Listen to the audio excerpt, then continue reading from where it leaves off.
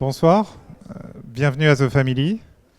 Je suis Nicolas Collin, c'est moi qui vais commencer les présentations ce soir en vous parlant du livre que je viens de publier, dont vous avez le titre ici, ça s'appelle Hedge. Je vais vous en dire un peu plus très bientôt. Ce soir, on est là on va beaucoup parler d'entrepreneurs et d'entrepreneuriat, mais on va peut-être un peu moins parler de The Family et plus se concentrer sur ce livre, Hedge, qui vient d'être publié au tout début de l'été.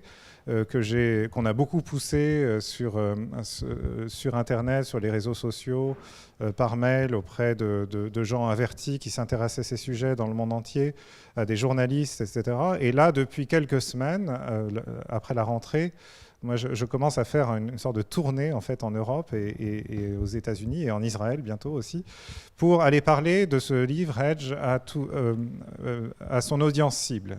Et son audience cible, elle est composite. En fait, c'est un livre qui s'adresse à la fois aux gens qui travaillent dans le monde des startups, donc aux entrepreneurs eux-mêmes, aux investisseurs, aux gens qui gèrent des sociétés de capital risque.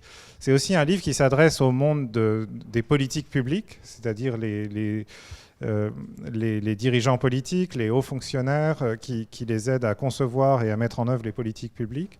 Parce que notre sentiment à The Family depuis très longtemps, c'est que ce sont deux mondes qui s'ignorent et que cette ignorance mutuelle commence à poser des sacrés problèmes.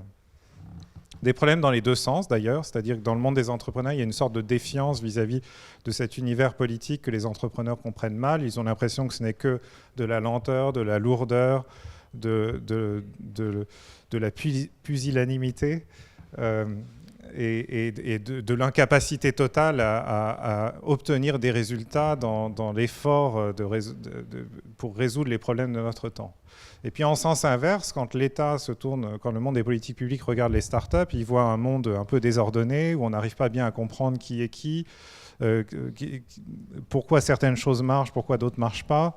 Et puis surtout, il y a cette défiance aussi qui s'installe dans le monde des politiques publiques, parce qu'on a l'impression que les startups sont systématiquement en rupture avec l'ordre établi. Elles méconnaissent les règles, elles contournent les obstacles, elles disruptent, entre guillemets, des secteurs entiers.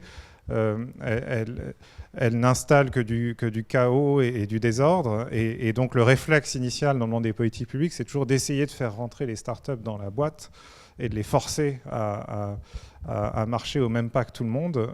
Et ce faisant, on freine, on empêche l'innovation et on prend du retard en tant que France ou en tant qu'Europe dans la course mondiale au développement économique qui, comme vous le savez, dans cette période de transition, est en grande partie tirée par les nouvelles entreprises, les entreprises numériques qui nous révèlent, à mesure qu'elles se développent, le nouveau paradigme.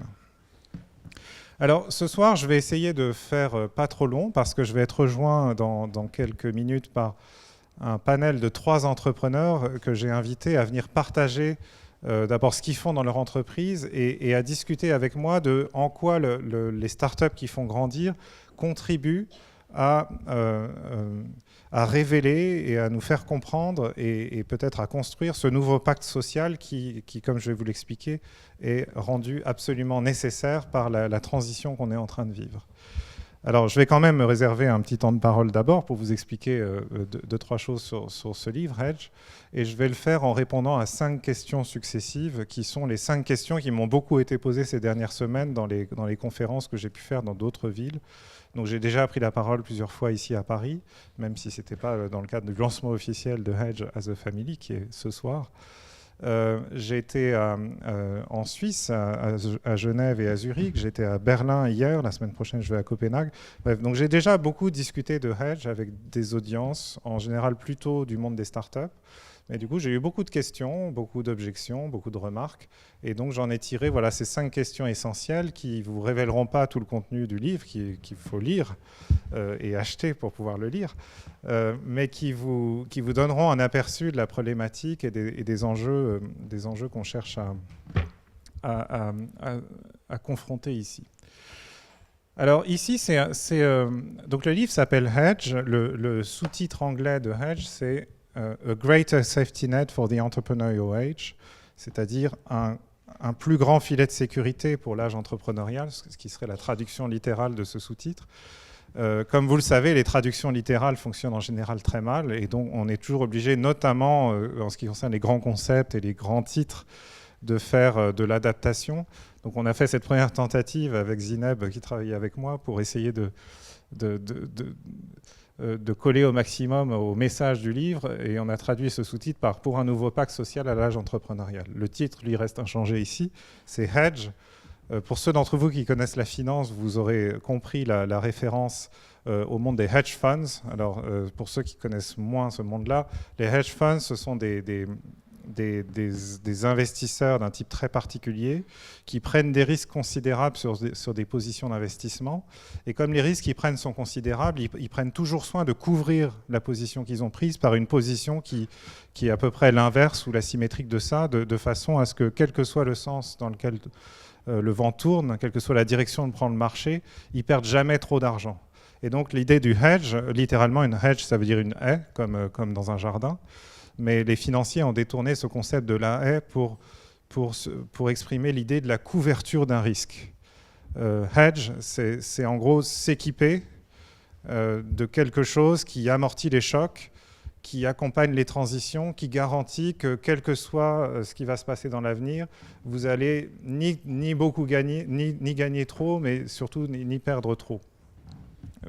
Et d'une certaine manière, et c'est un message très important que vous devez garder en tête ce soir, le fait de pouvoir prendre des risques tout en étant assuré de ne pas tout perdre, c'est libérateur, parce que ça vous permet d'explorer des nouveaux territoires, ça vous permet de tâtonner dans l'ombre, ça vous permet d'essayer des choses qui sont effrayantes au premier abord, mais qui ménagent un accès à des ressources extraordinaires. Bref, donc on a besoin, il y a toujours cette dualité qui est très connue des spécialistes de la protection sociale. La sécurité, c'est quelque chose qui permet de prendre plus de risques. Et c'est un message très important. Si vous devez retenir une seule chose de cette soirée, je pense que c'est ce message-là. Alors, la première question est une question très élémentaire. C'est pourquoi ce livre et pourquoi ce livre a été écrit en anglais. Alors, pour revenir à ce que je disais au tout début, The Family, c'est une société qui soutient les entrepreneurs, qui prend des participations dans des entreprises, qui déploie des ressources pour les aider à grandir. Mais ces entreprises dans notre portefeuille, elles ont un point commun, c'est que c'est toutes des startups, c'est-à-dire des entrepreneurs qui portent un regard nouveau sur le monde, qui cherchent à résoudre des problèmes d'une manière inédite et qui font ça en s'emparant des nouvelles technologies du moment qui sont l'informatique et les réseaux, pour faire simple. Et comme ces technologies sont nouvelles, en général, les cases n'ont pas du tout été prévues pour accueillir les nouveaux modèles, les nouvelles approches, les nouvelles propositions de valeur permises par ces technologies. Et donc, il y a toujours ce frottement systématique entre ce qui est rendu possible par les technologies, par l'informatique et par les réseaux, et qui est mis en musique, orchestré par les entrepreneurs, et la capacité de la société à absorber tout ça. La façon dont les Américains résolvent ce problème, historiquement, elle est extrêmement simple et extrêmement séduisante. C'est qu'ils lèvent beaucoup d'argent. Ils prennent une partie de cet argent pour payer une armée d'avocats, de lobbyistes et de spécialistes de la communication. Et ils confient à ces gens-là la mission de gérer les problèmes avec la sphère institutionnelle. C'est-à-dire, on s'attend toujours, quand on crée une start-up, même aux États-Unis, à énormément de résistance. Il y a des pouvoirs publics qui font de la résistance, il y a des entreprises en place qui font de la résistance, il y a des syndicats, des organisations diverses, des associations, etc., qui vont tenter de résister au développement des startups. Mais les entrepreneurs américains, pendant longtemps, ils n'ont pas eu à se confronter directement à ça parce qu'ils avaient le luxe de pouvoir lever beaucoup d'argent et de payer des avocats et des lobbyistes pour s'occuper de tous ces problèmes, ce qui leur permettait de se concentrer sur leurs produits, leurs clients, leur marché et le développement de leur entreprise. En Europe, on n'a pas ce luxe-là.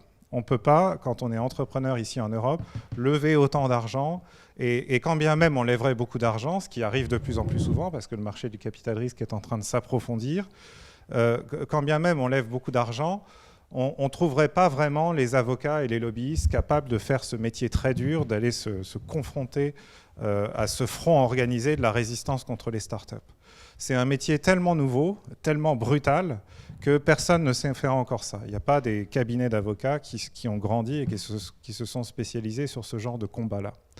Donc, on est obligé de faire avec les moyens du bord en Europe. Et il se trouve qu'à The Family, pour des raisons un peu contingentes, et l'une de ces raisons, c'est mon passé dans la haute fonction publique et ma connaissance des politiques publiques, on a trouvé une technique qui ne marche pas à tous les coups, mais qui permet de résoudre une partie des problèmes qu'on rencontre quand on est confronté à ce front de la résistance. Et cette technique, d'une certaine manière, c'est à première vue une technique de communication. Dans un épisode de Mad Men, si vous avez regardé Mad Men, moi, mes moments préférés dans Mad Men, c'est toujours les leçons que donne Don Draper à ses clients. Et donc là, c'est sur je ne sais plus quel sujet à New York City. Et il dit, voilà, le client se plaint, il dit, tout le monde est contre moi, je fais l'objet d'une campagne de presse qui s'oppose à mon projet de démolir la gare de la Penn Station à New York, voilà, je m'en rappelle, et de la remplacer par un projet de développement immobilier. Et il dit, bah oui, bah ça c'est normal, parce que les gens sont attachés à cette vieille gare qui est un symbole du quartier, etc. Et plus vous leur répondez, et plus ça les excite, et plus ils vous détestent, en gros. Donc la seule manière de faire, c'est, je vous le dis en anglais, if you don't like what's being said, change the conversation. Il faut ouvrir un nouveau front, parler de complètement autre chose, amener les gens sur un autre terrain, et ça leur fera oublier toute la rage que leur inspire votre projet de démolir la Penn Station. Et donc nous, à The Family, c'est un peu ce qu'on a appris à faire, de façon très empirique, sans même se rendre compte qu'on était en train de découvrir une technique de management de la résistance. On a appris à changer systématiquement la conversation. Quand les gens nous agressent en disant « les startups, c'est horrible, c'est dangereux, c'est méchant, ça détruit tout », ça méconnaît notre pacte social, etc. On leur dit, mais non, c'est pas du tout ça le problème. Le problème, c'est pas les startups qui installent le désordre. Le problème, c'est l'incapacité des gouvernements à prendre acte du fait que les startups sont les nouvelles entreprises et à construire autour des startups les institutions qui permettraient non seulement de les soutenir mieux, mais en plus de redistribuer à grande échelle la valeur qu'elles pourraient créer massivement. Donc vous voyez la manœuvre, en fait, c'est de dire le problème n'est pas les startups, le problème n'est pas la brutalité des startups, le problème c'est l'incompétence des gouvernants. Alors si on les laissait à ce message-là, ce ne serait pas très constructif. On leur disait vous êtes incompétents, vous ne servez à rien. Ce qu'on leur dit, non, c'est vous êtes incompétents comme tout le monde, parce que personne ou très peu de gens comprennent ce nouveau paradigme qui est en train d'être révélé par les startups. Et donc nous, The Family, et bien d'autres avec nous, on va vous aider à mieux comprendre ce qui se passe. Et ensemble, une fois qu'on aura tous bien compris, on pourra imaginer les nouvelles politiques publiques qui, au lieu d'entraver les startups, vont les soutenir, mais au lieu de réserver la richesse que créent les startups à seulement quelques-uns, organiseront la redistribution de cette richesse à l'ensemble de la société, ce qui permettra de répondre aux inquiétudes de tout un chacun, c'est-à-dire vais-je trouver un emploi? Est-ce que cet emploi sera un bon emploi, bien rémunéré, sécurisé? Et s'il m'arrive un coup dur, est-ce que je serai bien protégé et assisté pour rebondir? Voilà. Je suis fondamentalement convaincu. Un jour, j'ai déjeuné dans une fête de mariage en face d'un grand élu de province, plutôt de droite, voilà, qui m'a dit il y a un secret dans la politique française, c'est que les électeurs ne s'intéressent qu'à 3 sujets. L'emploi, le pouvoir d'achat et la sécurité sociale. Si on règle les problèmes dans ces 3 domaines-là, les gens sont contents et ils vivent leur vie et ils vous réélisent sans discontinuer. S'il y a des problèmes dans ces problèmes-là, c'est-à-dire trop de chômage, un pouvoir d'achat insuffisant ou une insécurité économique qui s'installe à tous les niveaux de l'existence, alors les gens commencent à se fâcher et là ils commencent à poser des questions sur pourquoi il y a tant d'immigrés, pourquoi les frontières sont ouvertes, est-ce que l'islam est compatible avec la République, etc. Des choses qui n'ont absolument rien à voir mais qui sont une sorte d'exutoire de la colère en fait. Donc moi je suis convaincu par ça, pas seulement parce que j'ai eu cette conversation avec ce grand élu de province, mais je suis convaincu par ça, je suis convaincu que ce qui importe pour les gens c'est d'avoir une vie agréable, d'avoir un emploi qui leur plaît, d'avoir suffisamment d'argent pour vivre une vie confortable avec leur famille et d'être couverts en cas de coup dur. Voilà. Et je pense que ce qui importe dans le nouveau monde révélé par les startups, c'est qu'on mette en place toutes les institutions ou toutes les politiques publiques pour faire en sorte de rétablir cet équilibre qui a existé il y a très longtemps en France pendant les 30 Glorieuses. C'est-à-dire tout le monde avait un emploi, La plupart des gens étaient satisfaits de leur pouvoir d'achat et il y avait une sécurité sociale qui couvrait les risques de façon assez exhaustive et qui couvrait donc les gens en cas de coup dur. Et c'est ça l'objectif. Et voilà, donc c'est ça notre technique de management de la résistance. En gros, quand les gens nous disent on n'aime pas les startups parce qu'elles cassent tout, on leur dit non, elles construisent des choses nouvelles, mais par-dessus ces choses nouvelles, il faut construire d'autres choses qui sont des nouvelles politiques publiques pour rétablir cet équilibre social. Bref, et donc c'est ce qu'on a traduit avec Zineb par pacte social. Alors, ce livre a été écrit pour ça, pour systématiser un peu cette approche, pour essayer de partager ce message très simple qui est de dire le problème, ce n'est pas les startups, le problème, c'est l'incapacité des pouvoirs publics à prolonger la contribution des startups par la mise en place de nouvelles institutions. Ensuite, ce livre, il est écrit en anglais pour une autre raison, c'est que depuis 3 ans, si vous suivez un peu l'actualité, vous rendez compte comme moi que les Américains commencent à avoir les mêmes problèmes qu'on a toujours eu en Europe. C'est-à-dire, depuis 3 ans, c'est très nouveau pour eux. Les gens détestent tellement les startups et l'économie numérique en général et la Silicon Valley, etc., que ça devient ingérable. C'est-à-dire, on ne peut plus se contenter de payer les avocats, les lobbyistes, etc. Il faut que Mark Zuckerberg monte au front lors d'une audition au Congrès. Il faut que Travis Kalanick rende des comptes sur la façon dont ne sont pas promues les femmes dans ces équipes techniques. Bref, donc ils sont pris à partie par la société américaine tout entière, par les élus, etc. Et ça devient ingérable pour eux. Ils ne sont tellement pas habitués à ça qu'ils vont de crise de communication en crise de communication. Ils ne savent pas comment s'en sortir. Et donc, on s'est dit, voilà, il y a 2 ans, dans ce contexte un peu nouveau, avec mon associé Oussama Hamar, il m'a dit, bon, bah voilà, tout ce qu'on fait ici et tout ce qu'on raconte toute la journée sur les startups le développement des startups doit être prolongé par la mise en place de nouvelles institutions. C'est un message qui a un intérêt pour les Américains parce qu'ils ont, et c'est nouveau, les mêmes problèmes que nous. Et donc, pour la première fois, nous, Européens, pour la première fois dans l'histoire du numérique, nous, Européens, avons peut-être quelque chose à apprendre aux Américains. D'habitude, c'est dans le sens inverse, on apprend tous des Américains. Mais là, il y a un sujet, c'est le nouveau pacte social, sur lequel ils sentent bien qu'on les attend au tournant. Ils arrivent avec des solutions qui sont maladroites, rudimentaires et simplistes. Ils disent, bon, il n'y a qu'à signer un chèque de $400 à tout le monde tous les mois. On appelle ça le revenu minimum, le basic income, le universal basic income, et ça réglera tous les problèmes. Et nous, on peut retourner au développement de nos entreprises. Et évidemment, les gens, quand ils entendent ça, sont furieux parce que ça méconnaît la complexité du monde des politiques sociales, mais ça méconnaît aussi la complexité de la vie des gens. C'est-à-dire les gens savent bien qu'un chèque reçu tous les mois ne va pas régler leurs problèmes d'accès au logement, d'accès à des soins, à une assurance maladie financièrement abordable, de trouver un emploi qui leur plaît, etc. Ça ne suffit pas. Il faut beaucoup plus que ça. Et pour l'instant, la Silicon Valley, parce qu'ils n'ont pas cette culture, est incapable de répondre à ces questions et de répondre à ces attentes. Nous, on est un peu plus échauffés dans ce domaine-là, parce qu'on est européens, parce qu'on a été confrontés depuis toujours à cette résistance contre les startups. Et donc, on s'est dit, voilà, ça vaut le coup de l'écrire en anglais. D'une part, parce que The Family, c'est une entreprise de plus en plus européenne qui s'exprime de plus en plus en anglais, parce que c'est la seule manière d'être compris au-delà des frontières françaises. Mais surtout parce qu'il y a une chance d'intéresser les Américains au message qu'on porte, nous, au quotidien ici. Et donc, c'est pour ça que ce livre a été écrit en anglais, parce qu'il vise une audience aux États-Unis. Si vous lisez le livre, vous découvrirez que beaucoup des références historiques et politiques sont américaines, parce qu'on ne veut pas trop les brusquer, en fait. On sait très bien qu'ils ne s'intéressent pas beaucoup à l'Europe, et donc il faut aller un peu sur leur terrain. Donc le fait que c'est écrit depuis l'Europe est assumé, et présente explicité dans le livre, mais en même temps, j'ai enrobé tout ça, j'ai mobilisé les connaissances que j'ai apprises sur les bancs à Sciences Po il y a très longtemps, d'histoire américaine, et essayer de remettre tout ça en perspective, dans une perspective qui leur parle.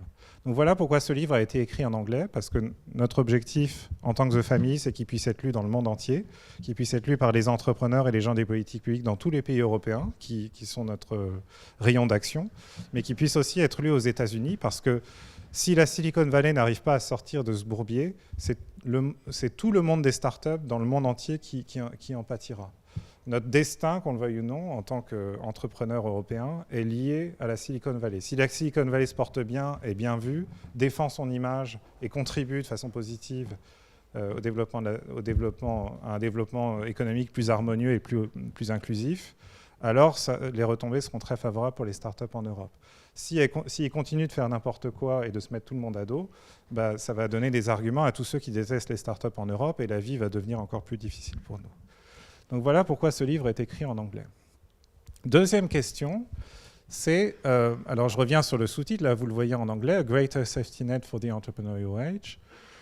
Qu'est-ce que ça veut dire le Great Safety Net? Donc là je vais vous révéler un peu des secrets de cuisine sur comment j'ai écrit le livre et comment j'ai arbitré sur quels sont les concepts fondamentaux qui sont au cœur du livre.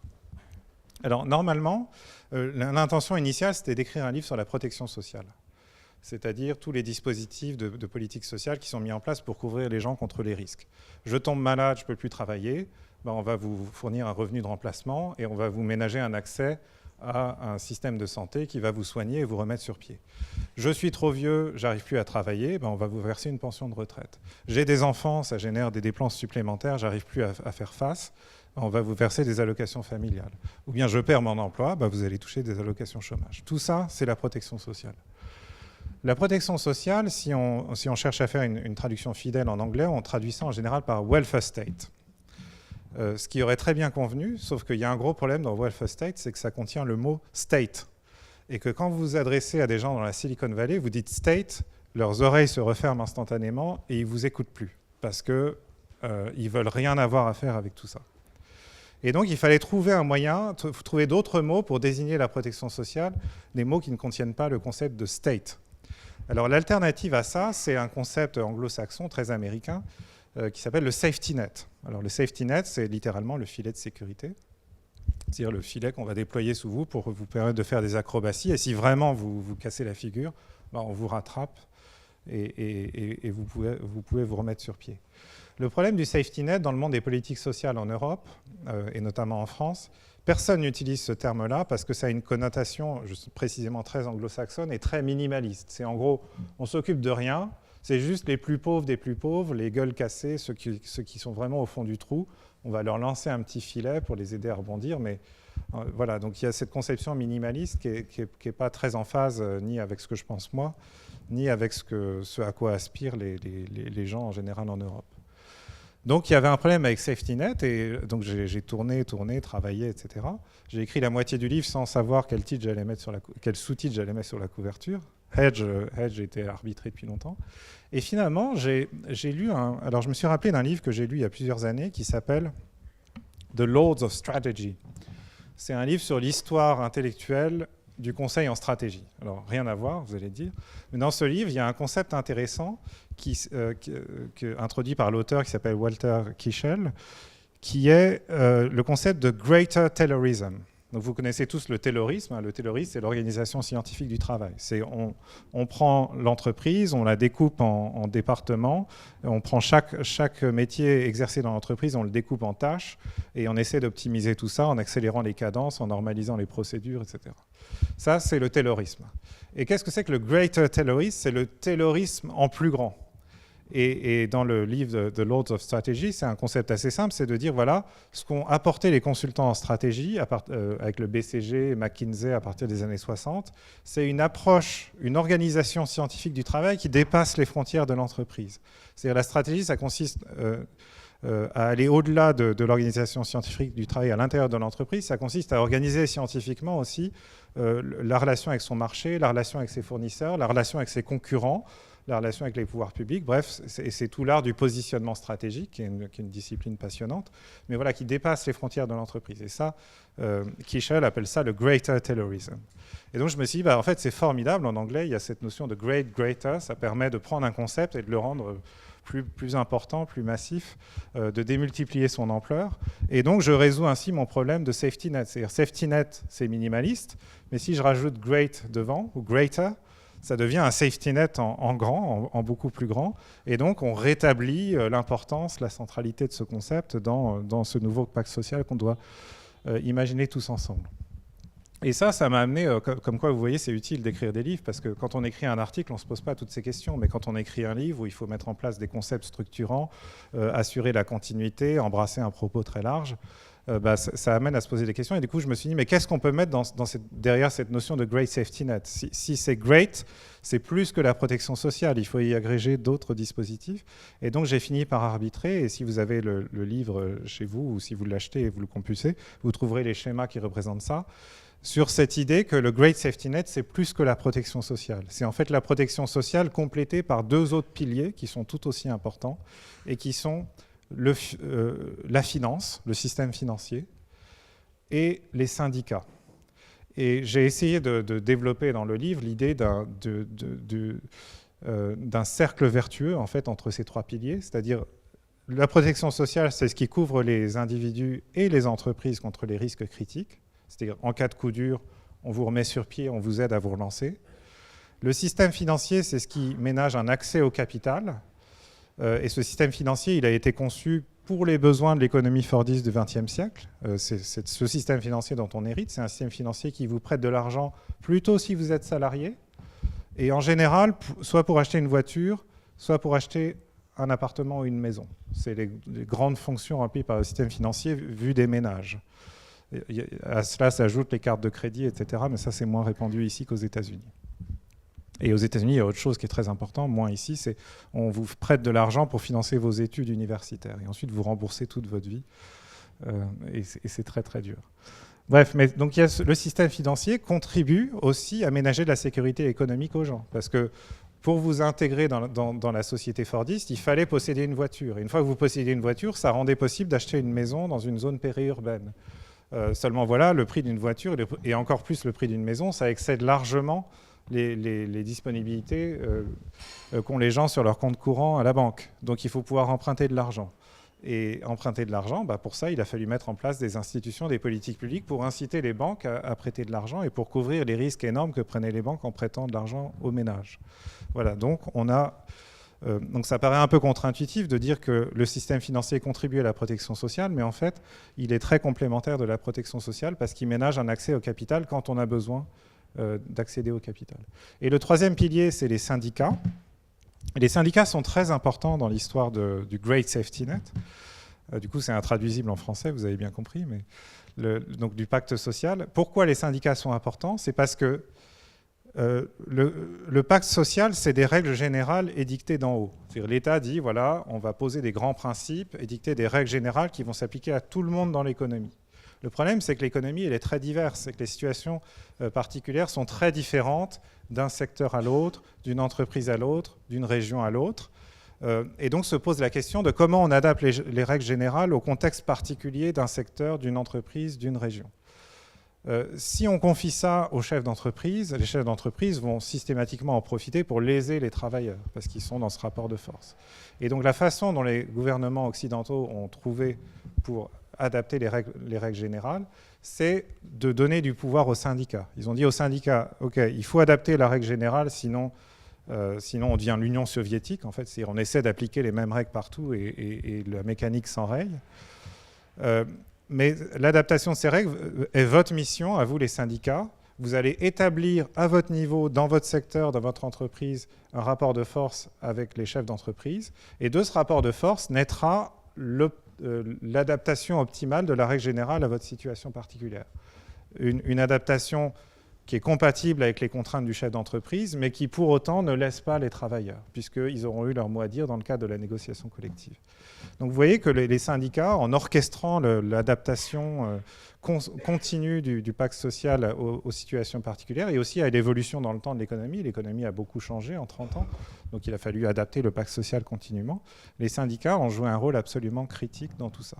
Donc c'est ça le Great Safety Net, c'est la protection sociale plus le système financier plus les syndicats, qui ensemble ont formé un système qui a fonctionné parfaitement, qui a répondu à tous les besoins que j'ai exprimés juste avant, c'est-à-dire pourvoir des emplois de qualité, un pouvoir d'achat suffisant, de la sécurité économique à tout le monde. Ça a parfaitement marché pendant 30 ans, pendant les 30 glorieuses. Ensuite, ça s'est un peu enrayé.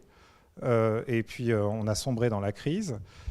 Et là, tout le monde, et là, les startups émergent, l'économie numérique, et les gens, et le monde se divise en deux. Tout d'un coup, il y a tous ceux qui disent, bon bah, on aimerait mieux retourner dans le passé et rétablir le Great Safety Net tel qu'il fonctionnait dans le passé. Et ça c'est ce que j'appelle dans le livre le Great Safety Net 1.0.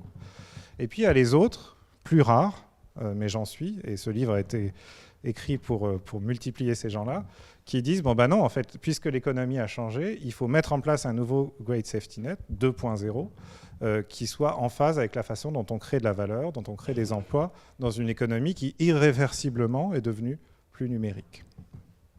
Donc voilà ce que c'est que le Great Safety Net. Troisième question, c'est pourquoi c'est si important de s'occuper de ces sujets-là.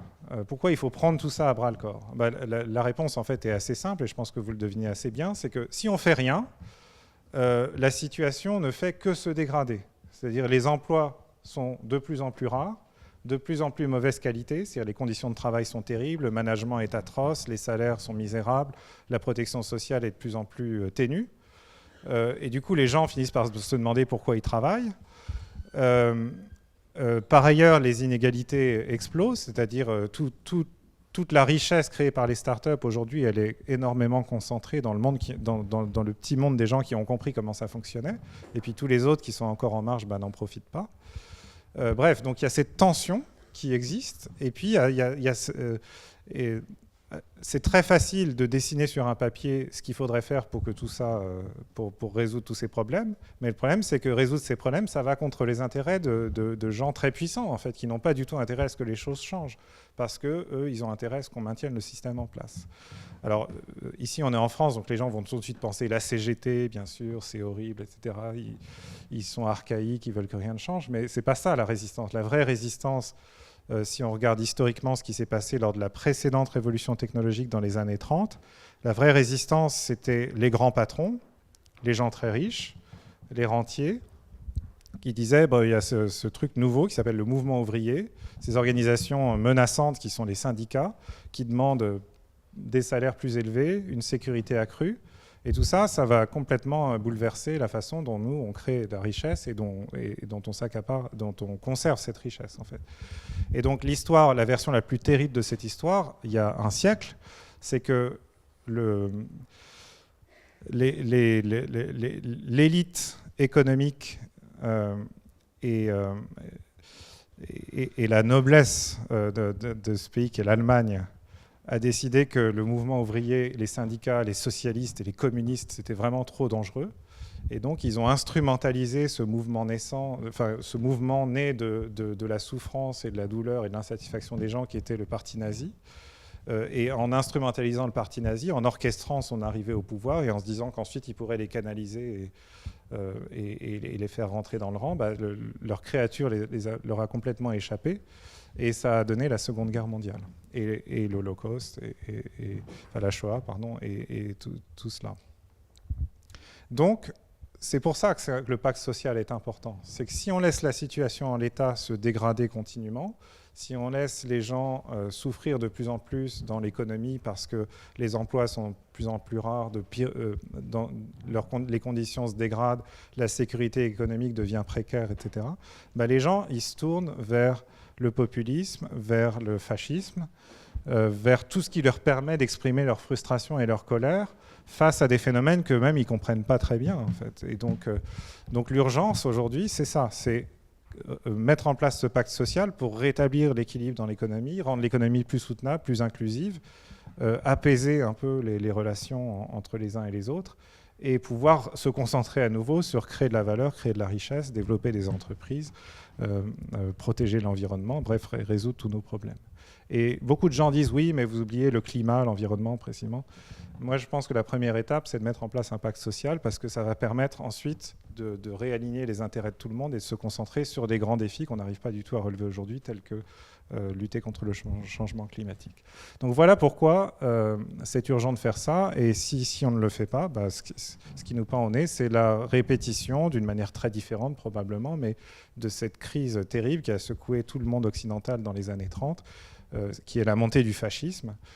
Et qui a amené, que certains pays ont réussi à éviter tant bien que mal, mais personne n'a réussi à l'éviter au final, puisqu'il y avait cette volonté expansionniste et destructrice de quelques pays, dont l'Allemagne, qui était absolument irrépressible. Alors, quatrième question, avant-dernière, pardon, je vais finir vite.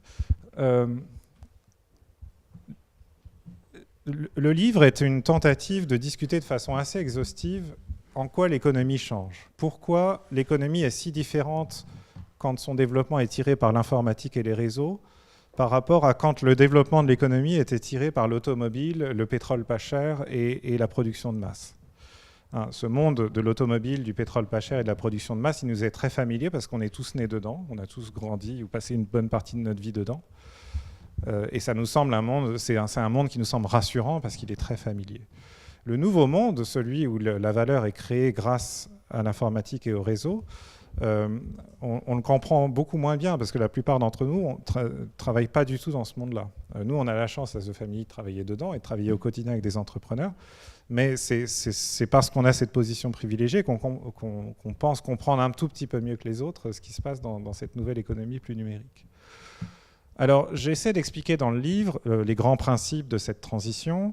Je rappelle des choses que j'ai écrites avec Henri Verdier il y a 6 ans quand on a coécrit ensemble un livre qui s'appelait L'âge de la multitude, avec notamment cette loi cardinale. Pour comprendre l'économie numérique, vous avez une seule chose à comprendre, c'est que plus l'économie est numérique, plus la puissance se déplace vers l'extérieur des organisations.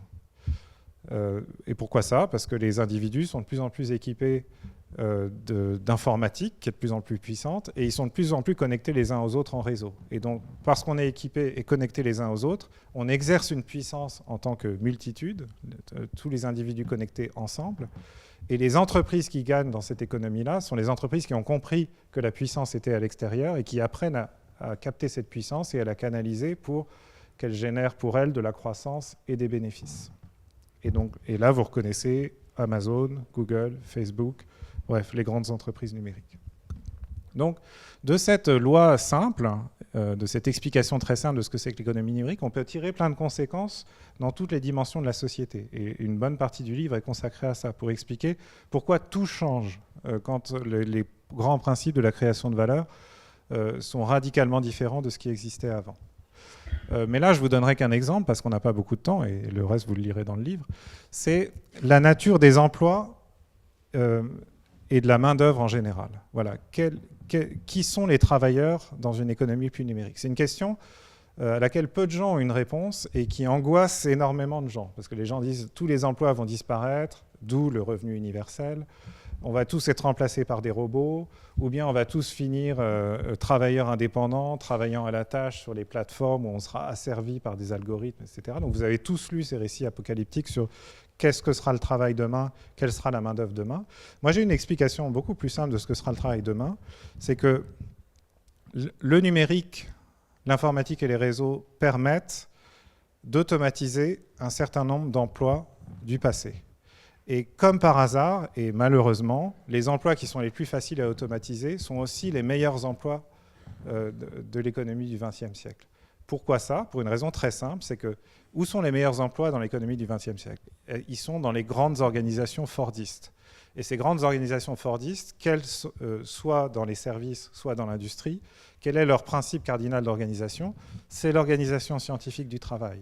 Et l'organisation scientifique du travail, c'est rien d'autre qu'une pré-automatisation des emplois. C'est-à-dire vous transformez les gens en quasi-robots en leur faisant exécuter des tâches routinières suivant des cadences définies à l'avance et un manuel de procédure partagé dans toute l'entreprise.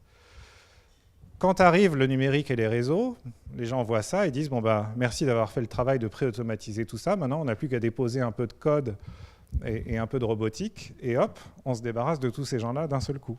Et donc tous les emplois qui étaient les meilleurs emplois, là où on avait la plus grande sécurité, les meilleurs salaires, les meilleures conditions de travail, tous ces emplois disparaissent. Et c'est pour ça que les gens ont l'impression que tous les emplois disparaissent. C'est parce que les meilleurs emplois ont disparu. Et quand on essaie d'attraper le col des gens pour leur dire « Mais non, regardez, il y a plein d'autres emplois qui restent parce que ceux-là, on ne sait pas les automatiser. » Il y en a dans la garde d'enfants, il y en a dans la santé, dans l'éducation, dans les services aux personnes âgées, dans l'hospitalité, la restauration, l'hôtellerie, etc. La logistique urbaine, les livraisons à domicile. Les gens, ils sont terrifiés. Et c'est l'une des choses que j'essaie d'expliquer dans le livre pour expliquer pourquoi les choses changent et pourquoi ça appelle un nouveau pacte social. C'est que Si les emplois demain sont des emplois dans tous ces secteurs-là que j'appelle les services de proximité, bah on a deux grandes options. Soit on laisse ces services de proximité dans l'état de délabrement social où ils se trouvent aujourd'hui, parce que précisément ce sont les secteurs où l'organisation scientifique du travail n'a jamais réussi à dégager des gains de productivité. Du coup, on a dit pas de productivité, bah, salaire bas, conditions de travail épouvantables, pas de protection sociale. Sauf dans certains secteurs très stratégiques où le gouvernement a dit, bon, bah, ça, on s'en occupe. Genre l'éducation, la santé, on ne va pas laisser les gens dans la misère sociale. C'est important que les enseignants, que les infirmiers soient bien rémunérés et sécurisés dans leur emploi. Mais le reste, les serveurs de restaurants, les livreurs à domicile, les gens qui font le ménage dans les chambres d'hôtel, ceux-là qui se débrouillent. Donc, vous comprenez le décalage. Voilà. Le message ici, c'est l'une des choses qui change, c'est la nature des emplois et de la main-d'œuvre. Hier, l'essentiel des emplois, c'était dans les grandes organisations Fordistes. Demain, l'essentiel des emplois seront dans les services de proximité. Ce qui est très important pour imaginer le nouveau pacte social. C'est-à-dire il faut partir d'une analyse de comment ça se passe dans ces services, dans ces secteurs-là, pour mettre en place les institutions qui vont transformer ces mauvais emplois en bons emplois et faire de tous ces travailleurs dans les services de proximité la nouvelle classe moyenne. Mais en attendant, il faut surmonter les peurs et les appréhensions. C'est-à-dire quand vous annoncez à l'ouvrier qui travaille sur une chaîne d'assemblage ou au mineur qui est dans sa mine de charbon en Virginie occidentale que bonne nouvelle, il y a plein d'emplois pour vous dans la garde d'enfants ou barista chez Starbucks ou livreur sur Deliveroo, ils sont terrifiés pour des raisons assez légitimes. Donc ça, du coup, je vous donne un aperçu des illustrations que vous trouverez dans le livre. Il y a à peu près 25 illustrations dans le livre qui ont été réalisées sur la base de briefs que j'ai fait par une illustratrice très talentueuse qui s'appelle Marguerite de Neuville. Et donc Marguerite, voilà, ça c'est l'une des illustrations de Marguerite que j'ai animée ici, qui cherche à expliquer pourquoi les travailleurs du monde ancien, donc vous les reconnaissiez ici avec leur bleu de travail, pourquoi ils ne veulent pas aller travailler dans les services de proximité.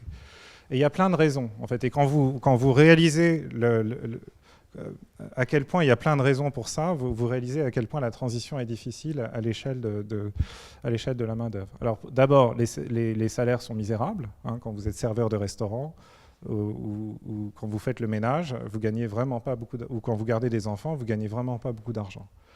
Deuxièmement, les services de proximité, par définition, ils ne peuvent être exercés qu'à proximité des clients ou des usagers. Et donc, les emplois se concentrent là où il y a beaucoup de clients, c'est-à-dire dans les villes. Or, dans les villes, vous savez que le problème aujourd'hui, c'est que l'immobilier coûte très très cher. Donc, quand vous dites aux gens, vous avez perdu votre emploi sur une chaîne d'assemblage dans une zone périurbaine, mais c'est pas grave, venez dans la grande ville, il y a plein d'emplois qui vous attendent. Les gens disent, désolé, c'est impossible, je peux tout simplement pas me payer un appartement. Ou alors, il faudra que je divise par 6 la surface de mon logement, où est-ce que je vais mettre mes enfants, etc. Troisièmement, les services de proximité s'adaptent par définition aux horaires des clients. Quand on va au restaurant, on y va en général le soir ou le week-end, et donc les travailleurs s'adaptent à ces horaires complètement décalés par rapport à ce que c'est que notre vision du travail. Donc les horaires sont décalés, ce qui pose plein de problèmes parce qu'on n'a pas mis en place toute l'infrastructure de garde d'enfants, d'éducation, de transport, etc., qui permet aux gens de travailler dans ces services aux horaires décalés. Parfois, il y a des compétences très différentes. Alors, on a l'impression que c'est facile de servir au Starbucks ou de s'occuper d'enfants ou de personnes âgées, mais en fait, il y a des qualifications certaines pour bien faire son métier-là, et il faut l'apprendre. Et c'est des métiers auxquels on ne s'est pas très bien formé, justement, parce que c'est des métiers qui, historiquement, s'apprennent sur le tas. On n'a pas du tout mis en place une machine industrielle à former les gens pour se reconvertir. Il y a des problèmes d'image et de perception, c'est-à-dire quand vous annoncez à des hommes qu'ils vont exercer ces métiers qui aujourd'hui sont plutôt exercés par des femmes, ça crée une dissonance cognitive en fait. C'est pas forcément qu'ils méprisent les femmes ou qu'ils méprisent ces métiers-là, c'est juste que ça ne correspond pas du tout à la représentation qu'on se fait du travail quand on est un homme. Il y a un article passionnant que je cite dans le livre sur l'irruption des hommes dans le monde des infirmières. En fait, il y a un certain nombre d'hommes, des pionniers, qui se résolvent à l'idée qu'ayant perdu leur emploi dans la vieille économie, ils vont devenir infirmiers. Mais le monde des infirmiers, comme vous savez, on dit rarement infirmiers, puisque ce sont surtout des infirmières. Et donc, il y a toutes les appréhensions, les problèmes, expliquer à sa famille qu'on est infirmier, etc. Ça crée tout. Alors, parfois, dans les services de proximité, vous avez besoin d'une licence, ce qui veut dire un examen très difficile qu'il faut passer, etc. Par exemple, pour devenir chauffeur de VTC, donc vous connaissez cette histoire. Et enfin, il y a une couverture sociale inexistante. En général, ces secteurs de proximité, quand ils ne sont pas opérés par les pouvoirs publics comme l'éducation ou la santé, c'est là que vous trouvez les conventions collectives les pires du monde. En fait, celle de la restauration est la pire des pires, c'est-à-dire on peut avoir un CDI dans la restauration, ça n'empêche pas le patron de pouvoir vous virer du jour au lendemain parce que la protection est minimale, etc. Donc quand vous faites la somme de tout ça, hein, rappelez-vous le président de la République expliquant à un horticulteur qui n'a qu'à traverser la rue pour devenir serveur de restaurant, devenir serveur de restaurant, ça veut dire tout ça. Gagner peu d'argent, devoir habiter sur un marché immobilier hyper tendu, en horaire décalé, avec des compétences qui sont pas évidentes. En l'occurrence, c'est pas forcément un métier féminin. Heureusement, il n'y a pas de licence de serveur de restaurant, on a échappé à ça, mais il y a des licences dans beaucoup de secteurs de proximité. Et puis la protection sociale est inexistante. Donc quand on entend il suffit de se former pour trouver un nouveau métier, non, il ne suffit pas de se former, il faut résoudre tous ces problèmes-là, et c'est pour ça qu'il faut un nouveau pacte social. Voilà, je finirai là-dessus, quelques mots pour expliciter cette partie du sous-titre sur laquelle je ne suis pas trop revenu encore, qui est cette idée d'un âge entrepreneurial. Alors là encore, c'est le résultat d'un effort d'écriture, c'est-à-dire au début, donc dans ce livre, vous voyez que, pour ceux qui ont des bons yeux, vous voyez qu'il y a une citation d'une grande économiste de l'innovation qui s'appelle Carlota Pérez, qui m'a fait l'amitié de recommander mon livre et qui a accepté que j'imprime sur la couverture un extrait de sa recommandation. Et cette économiste, moi je l'ai découverte parce que c'est une superstar dans le monde des capitaux risqueurs. Pour des raisons liées à ce qu'elle exprime, enfin au modèle qu'elle a mis au point, sa pensée séduit énormément les gens qui travaillent dans le capital risque. Et du coup, elle a été lue, commentée, recommandée par des grandes stars du capital risque comme Marc Andreessen, Fred Wilson, etc. Donc tout le monde connaît Carlota Pérez dans le monde du capital risque. Et c'est comme ça que je l'ai découverte, moi. Carlota Pérez a un modèle très simple qui dit, voilà, il y a eu 5 révolutions technologiques depuis la révolution industrielle, et chacune de ces révolutions technologiques a amené un nouvel âge. Et chacun de ces âges, et un nouvel âge, c'est une rupture, c'est une rupture fondamentale dans toutes les dimensions de la vie économique. Et pour insister sur cette multidimensionnalité et cette complexité, elle donne à chacun des âges un nom en deux mots, en fait. Donc il y a... il y a l'âge du fer et des réseaux ferrés. Ensuite, il y a l'âge de l'acier et de l'ingénierie lourde. Ensuite, il y a l'âge de l'automobile et de la production de masse. Voilà. Et donc moi, elle n'a pas encore vraiment défriché ce qu'était le nouvel âge. Elle appelle ça l'âge de la microélectronique, etc. Moi, je ne suis pas très convaincu par cet argument. Donc moi, j'ai appelé ça l'âge de l'informatique ubiquitaire et des réseaux. L'informatique ubiquitaire pour dire que l'informatique est partout, et des réseaux pour dire que tout est connecté. Le problème, c'est que quand vous écrivez tout un livre sur l'âge de l'informatique ubiquitaire et des réseaux, vous écrivez ce mot-là 2 fois par page, ça devient insoutenable, en fait. C'est trop long, c'est lourd, etc. Donc j'ai cherché à contracter ça, et du coup, je me suis tourné vers un concept qui a joué un rôle crucial dans la création de The Family, qui a été mis au point par un autre capital risqueur qui s'appelle Babak Nivi, qui est l'âge entrepreneurial. Et l'âge entrepreneurial, c'est la version condensée de l'âge de l'informatique ubiquitaire et des réseaux. Et ça dit 2 choses. Et ça fera la transition avec l'arrivée sur scène des entrepreneurs qui vont partager avec vous des idées complémentaires de tout ça. L'âge entrepreneurial, alors il y a une chose que ça ne veut pas dire, c'est qu'on sera tous demain des entrepreneurs ou des travailleurs indépendants. Ce n'est pas ça l'âge entrepreneurial. Tous ceux qui vous expliquent que le travail salarié c'est fini se trompent lourdement. Dans le futur, il est très probable qu'on sera tous majoritairement des travailleurs salariés. Par contre, les entreprises qui nous emploieront dans le futur seront plus entrepreneuriales. C'est-à-dire, ça veut dire quoi être une entreprise entrepreneuriale? Ça veut dire une entreprise qui est en concurrence sur des marchés où votre seule chance de survie, c'est d'être entrepreneurial. Ça veut dire que si vous faites du surplace, vous avez la certitude de mourir et de disparaître. Et si vous voulez avoir une chance de rester en vie, ça veut dire qu'il faut constamment se réinventer. Et donc, pour la population des travailleurs salariés, c'est une rupture fondamentale, ça. On a l'idée aujourd'hui, une fois qu'on trouve un CDI, c'est bon, on est potentiellement sécurisé pour plusieurs années, voire plusieurs décennies. Et quand on présente sa fiche de paye en CDI à un bailleur ou à un banquier, il est instantanément rassuré parce qu'il dit « Ah, c'est bon, ça, c'est synonyme de sécurité ». Bah, dans le futur, un CDI, on aura tous des CDI probablement, mais c'est des CDI qui ne vaudront plus grand-chose en termes de sécurité, parce que nos employeurs, soit ils seront incapables d'être entrepreneuriaux et ils mordront la poussière et ils disparaîtront, et donc on sera licencié pour raisons économiques dans des délais très courts, soit ils réussiront à rester entrepreneuriaux et à rester en vie, mais ça les obligera à transformer constamment leur activité, leur stratégie, leur modèle d'affaires, et du coup à orchestrer une circulation beaucoup plus rapide de leurs travailleurs. Il y a des gens dont ils se débarrasseront très vite parce que leur métier aura radicalement changé. Il y a des gens qui devront recruter très vite pour réussir un virage stratégique. Bref, donc l'âge entrepreneuriat, c'est ça. C'est un âge où on sera majoritairement salarié, mais avec une vie de travailleur salarié qui imposera des ruptures et des changements de cap beaucoup plus fréquents. C'est-à-dire on changera beaucoup plus souvent de métier, on sera licencié beaucoup plus souvent pour raisons économiques, et donc on devra, et on arrivera à survivre en tant que travailleur que si on prend en main tout ça et si on devient beaucoup plus proactif dans la gestion de sa carrière, de sa mobilité professionnelle, géographique, de sa formation, etc.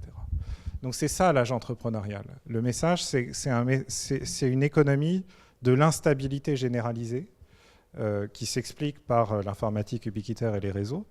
Mais pour survivre dans cette instabilité, on a besoin d'un nouveau pacte social, d'un Great Safety Net qui nous soutient en cas de coup dur, mais on a aussi besoin de devenir nous-mêmes beaucoup plus mobiles, beaucoup plus agiles dans notre vie professionnelle.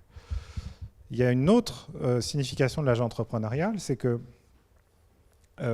la dynamique entrepreneuriale devient beaucoup plus intense parce que les technologies permettent de résoudre plein de problèmes qu'on n'arrivait pas à résoudre dans le passé. Et donc, l'un des messages conclusifs du livre, c'est de dire, globalement, c'est l'État, la fois précédente, qui a mis en place un pacte social pour résoudre tous les problèmes d'un coup. Demain, il est possible que l'État, empêché par sa lourdeur, sa rigidité, sa pusillanimité ne soit pas vraiment au rendez-vous, et que ce soit les entrepreneurs eux-mêmes qui prennent à bras-le-corps tous ces problèmes et qui construisent eux-mêmes, start-up par start-up, brique par brique, le nouveau pacte social dont on aura besoin, y compris à très grande échelle, parce que vous savez que la grande force du numérique, c'est que ça permet de développer à grande échelle des choses extraordinaires dans un délai très court, alors que dans le passé, c'était difficile de passer à l'échelle.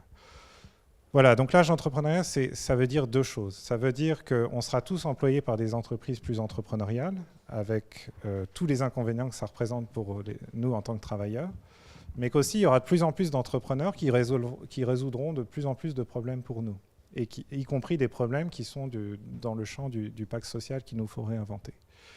Donc pour essayer de vous convaincre de cette idée-là, mon idée ce soir, c'était de ne pas monopoliser la parole, mais d'inviter 3 entrepreneurs de notre écosystème à nous, qui chacun à leur manière découvrent et mettent en place des éléments de ce pacte social qu'il nous faut réinventer d'urgence. Et plus il y en aura, plus on ira vite dans cet effort de réinvention et d'imagination radicale. Et plus vous prêterez attention, plus vous répandrez la bonne parole et plus vous nous permettrez d'aller vite à notre tour. Donc merci encore d'être là et je vous demande maintenant de prêter attention à ce que vont partager avec vous. Donc Pierre Munier, qui est le patron de Side, Younes Rarbaoui, qui travaille chez Lyon, qui est une filiale de The Family qui développe des activités de formation professionnelle tout au long de la vie, et Int El Idrissi, qui est la fondatrice de WeMind, une société qui réinvente l'assurance pour les travailleurs indépendants et les entrepreneurs. Merci.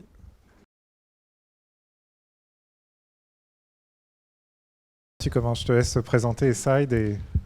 Merci beaucoup pour ton invitation. Je m'appelle Pierre Munier, je suis le CEO de Side.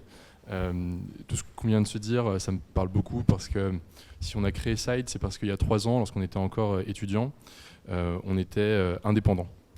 Et on était 4 amis dans un appartement à Paris à aimer créer des sites internet. Et donc c'est ce qu'on faisait en parallèle de nos études. Et on a fait ça pendant 1 an.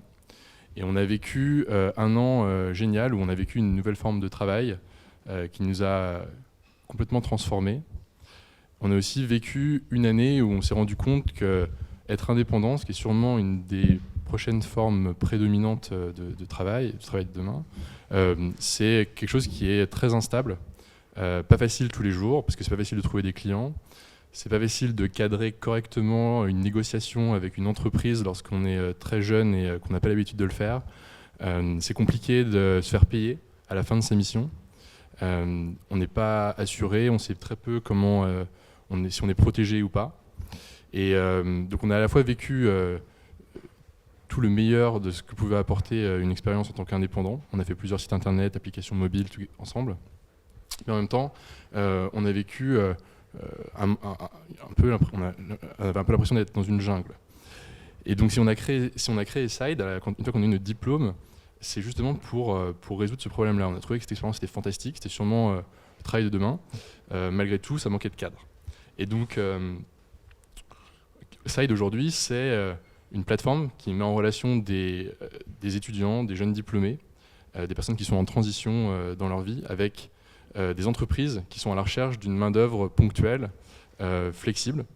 On s'occupe de mettre en relation donc, ces deux parties, à la fois donc pour simplement les connecter, mais aussi pour simplifier toutes les démarches administratives qui vont avec, et aussi toutes les démarches de paiement qui vont avec tout ça. Donc le safety net, nous on n'en avait pas, et donc quand on a créé Side, on a voulu en apporter un sur le marché, pour protéger le plus possible tous les étudiants qui allaient s'inscrire sur Side. On savait que c'était quelque chose qui intéressait tout le monde, parce que tous les étudiants ont du temps, tous les étudiants ont besoin d'argent, mais tous les étudiants aussi ont peur de travailler, ont peur, ils ne savent pas trop comment s'y prendre, ils ne savent pas négocier, et donc on a voulu vraiment avoir quelque chose de très très très très simple. Et pour ça, on a donc décidé par exemple, alors que tous les étudiants sur Side travaillent en tant qu'indépendants, de mettre déjà une rémunération à l'heure. Quand on a commencé à développer Side, on a commencé à parler des entreprises qui nous ont toutes dit « Ah, c'est génial votre truc, comme ça je peux avoir 50 personnes qui font des ventes pour moi et je les paye juste s'ils arrivent à vendre mon produit. » Et à chaque fois, on refusait de travailler avec ces entreprises-là parce que c'était très précarisant en fait, pour l'étudiant qui allait travailler pour cette entreprise. Parce que si le produit est invendable, c'est une perte de temps. Donc du coup, le modèle, déjà, c'est un modèle qu'on a voulu mettre à l'heure. Donc la rémunération, elle est à l'heure. Ensuite, on n'a pas voulu qu'il y ait une logique de moins 10 ans. Vous voyez deux étudiants qui se battent l'un contre l'autre en termes de prix. Donc on a mis un minimum à 12 € de l'heure de rémunération pour l'étudiant. Et nous, notre modèle, c'est de prendre 3 € de l'heure. Donc on prend 20% du total que paye l'entreprise. Ensuite, dès le départ aussi, on est allé voir un assureur, AXA, pour assurer tous les indépendants en cas de problème. Donc on a développé une responsabilité civile professionnelle, une RC Pro, avec eux, qui était une petite innovation parce qu'en fait, on avait tout type de mission sur Side, donc c'était pas assurer un risque en particulier, c'était assurer un type de profil, le type de profil étudiant qui travaille sur un certain nombre de tâches. Et donc c'était quelque chose qu'ils n'avaient pas l'habitude de faire et qu'on a développé avec eux il y a 2 ans et demi. Et donc on avait une rémunération à l'heure, 12 € de l'heure minimum, ça peut aller plus loin en fonction du type de mission. Des missions qui sont pré-cadrées par nous, donc ça veut dire qu'on pré-négocie avec les entreprises le type de tâches qui sont demandées. Ça ne peut pas être n'importe quel type de tâche. Donc aujourd'hui, on travaille avec Sephora pour de la vente en boutique, par exemple. On travaille avec The Family pour de l'événementiel. On travaille avec des startups pour des métiers de support client, d'aide administrative. Mais à chaque fois, c'est extrêmement cadré. Il y a une heure de départ, une heure de fin. Il y a une mission très claire. Et ça, c'est très important, parce qu'autrement, il peut y avoir énormément de débordements.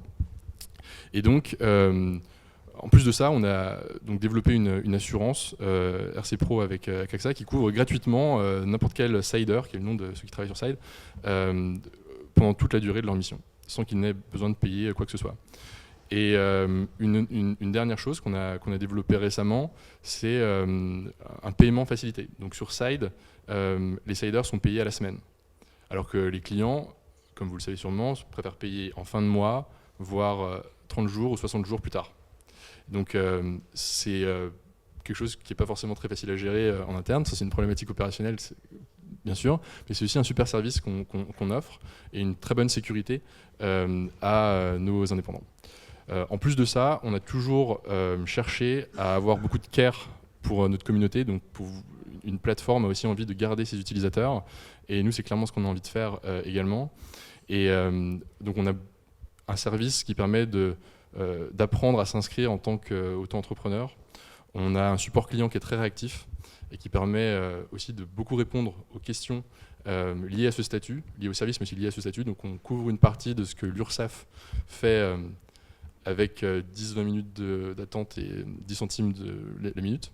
Donc on prend un peu le relais, et tant mieux. Et donc on accompagne comme ça toute une génération vers une nouvelle forme de travail, tout en cadrant en fait le type de mission et le type d'activité qui est possible de faire sous ce statut.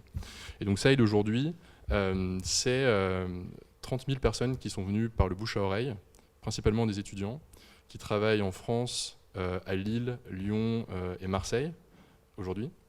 On est une 60aine de personnes dans l'équipe. On s'est développé depuis donc 2 ans et demi grâce à The Family qui nous a accompagnés et qui nous a permis de trouver des investisseurs et des partenaires fantastiques. On a fait 2 levées de fonds et voilà, notre objectif c'est de continuer à apporter un service qui ressemble à un service d'agent, vous voyez, comme les agents de stars qui permettent de trouver les meilleurs contrats, les meilleures formations, des conseils de carrière, mais de démocratiser cette approche pour personnaliser, pour que chacun en fait ait son agent qui permet de facilement se reformer en cas de problème, facilement évoluer en cas de performance et donc pouvoir commencer sur un métier de base, mais facilement enchaîner les missions pour pouvoir monter en compétences. Et c'est une chose qui nous inspire énormément et qui nous pousse du coup à inventer une part du futur du travail. Voilà, donc on crée progressivement nos petits safety nets et notre vision du futur du travail en tant que plateforme intègre complètement beaucoup de choses qui ressemblent à ce que l'État a mis en place pour le salariat. Donc on a clairement une responsabilité là-dedans, on la reconnaît et on a pleinement envie d'y participer. Voilà. Merci Pierre. Moi, ce que j'aime beaucoup dans Site, c'est que ça permet d'attaquer de front une objection qu'on entend souvent, c'est Alors, j'ai dit tout à l'heure que le travail indépendant n'allait pas devenir majoritaire, mais il va quand même se développer massivement parce qu'il est rendu beaucoup plus facile par les technologies. Mais beaucoup de gens pointent du doigt le fait que le travail indépendant aujourd'hui, c'est ce que tu décrivais au tout début de l'histoire, c'est-à-dire c'est l'incertitude totale, c'est la difficulté à négocier, c'est l'absence de protection sociale, c'est l'incompréhension sur ce qui se passe. Mais ça, c'est pas du tout un acquis, c'est-à-dire il suffit de construire tout ça pour rendre le travail indépendant immédiatement beaucoup plus sécurisé, avec un plus fort pouvoir de négociation et avec les parcours ascendants que tu viens de décrire. Et donc c'est une forme pour moi exemplaire de réponse entrepreneuriale à un problème que jusqu'ici personne ne voyait parce que les travailleurs indépendants c'était une petite frange marginale de la population à laquelle personne ne s'intéressait et qui de toute façon ne demandait rien. Mais à partir du moment où ils commencent à exprimer ces demandes, parce qu'il y a une demande naturelle de sécurité économique, on a des réponses entrepreneuriales. Oui, tout à fait. Et il y a d'ailleurs, je pense même, une opportunité dans le fait de prendre un statut comme le statut d'indépendant, qui est un statut très sauvage, où les indépendants sont très seuls, et d'accompagner ces indépendants en leur apportant des garanties, plus de sécurité. Donc c'est même une opportunité business que d'apporter ce genre de safety net sur le marché. Et on le reconnaît aujourd'hui dans ce qu'on fait, parce qu'on est payé pour ça. Bonsoir à tous, je m'appelle Younes Rarbaoui. Alors derrière moi c'est écrit que je suis Dean de Lyon. Ce que ça voudrait dire en français, c'est responsable du contenu et pédagogique de l'école Lyon. Alors, je tiens à remercier Nicolas de m'avoir invité ce soir pour une raison principale, qui est que la philosophie fondamentale de Lyon résonne très fort avec ce que Nicolas écrit dans Edge, puisque notre philosophie fondamentale, c'est de dire que la formation des employés, la formation en fait, de toutes les personnes à l'âge entrepreneurial doit se faire tout au long de la vie et pas seulement initialement. Donc pour ceux qui ne connaissent pas Lyon, c'est l'école de la culture start-up et du numérique. Et on aide les employés à adopter le bon état d'esprit pour rester efficaces au travail au quotidien et ambitieux dans la gestion de leur carrière à l'ère entrepreneuriale. Je pense que ce que montre l'exemple de Side que Pierre vient de détailler, et ce que disait Nicolas tout à l'heure sur l'âge entrepreneurial est très vrai. on observe un basculement assez fondamental entre l'âge industriel où la formation finalement pouvait être restreinte ou essentiellement portée sur la formation initiale. Au final, on allait à l'école, et puis comme les organisations étaient très linéaires et très prévisibles dans leur fonctionnement, le fait d'obtenir un diplôme permettait d'entrer sur le marché du travail, et puis ensuite c'est l'expérience qu'on allait acquérir au fur et à mesure de son métier, sans trop en changer ou sans trop dévier de voie de carrière, qui allait prendre le relais sur la gestion de sa carrière individuelle. Et à l'âge entrepreneurial ou dans l'économie numérique, c'est quelque chose qui est beaucoup moins vrai. En fait, on est marqué par l'instabilité, par l'imprévisibilité. Et c'est vrai au niveau macroéconomique, parce qu'on est incapable de savoir comment fonctionneront les entreprises dans 10 ans, dans 20 ans, ou même dans 50 ans. Et donc pour un jeune qui aujourd'hui doit choisir une formation initiale, il ne sait pas forcément vers quel secteur s'orienter, puisqu'on est incapable de prédire les secteurs d'avenir. Peut-être que l'intelligence artificielle viendra bousculer un certain nombre de choses. Mais également au niveau individuel, il y a une instabilité ou une non-linéarité de la gestion de sa propre carrière. Et comme tu le disais très justement, Nicolas, on peut être amené à s'arrêter, reprendre, avoir une mobilité géographique, avoir une mobilité en termes de ce qu'on a envie de faire au travail. Et c'est quelque chose qui est tout à fait existant à l'âge entrepreneurial. Donc en fait, la seule constante de l'âge entrepreneurial pour des gens qui sont travailleurs, c'est le changement. Et donc, il faut savoir s'adapter à ce changement pour construire son propre safety net. Mais dire ça, c'est pas dire grand-chose. Comment, concrètement, est-ce qu'on peut s'adapter au changement ?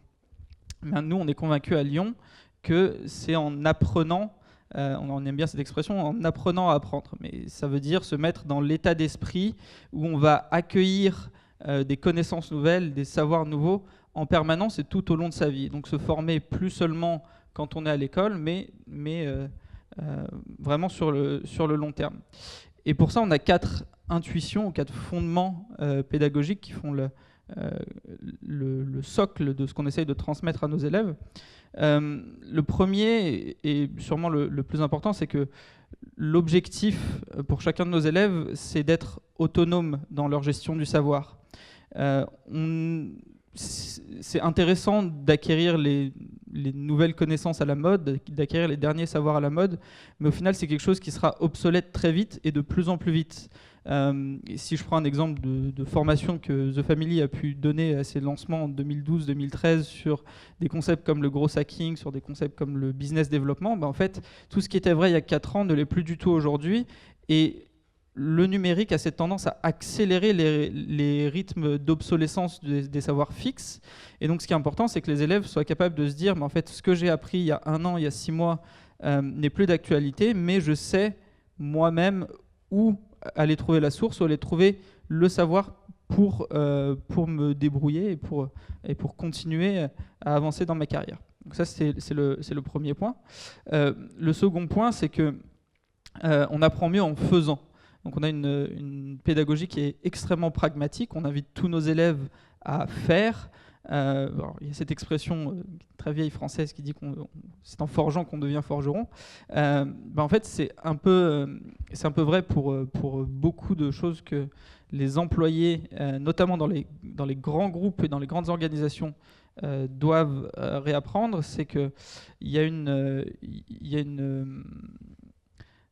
vertu assez fondamentale à relever ses propres manches et puis expérimenter pour apprendre.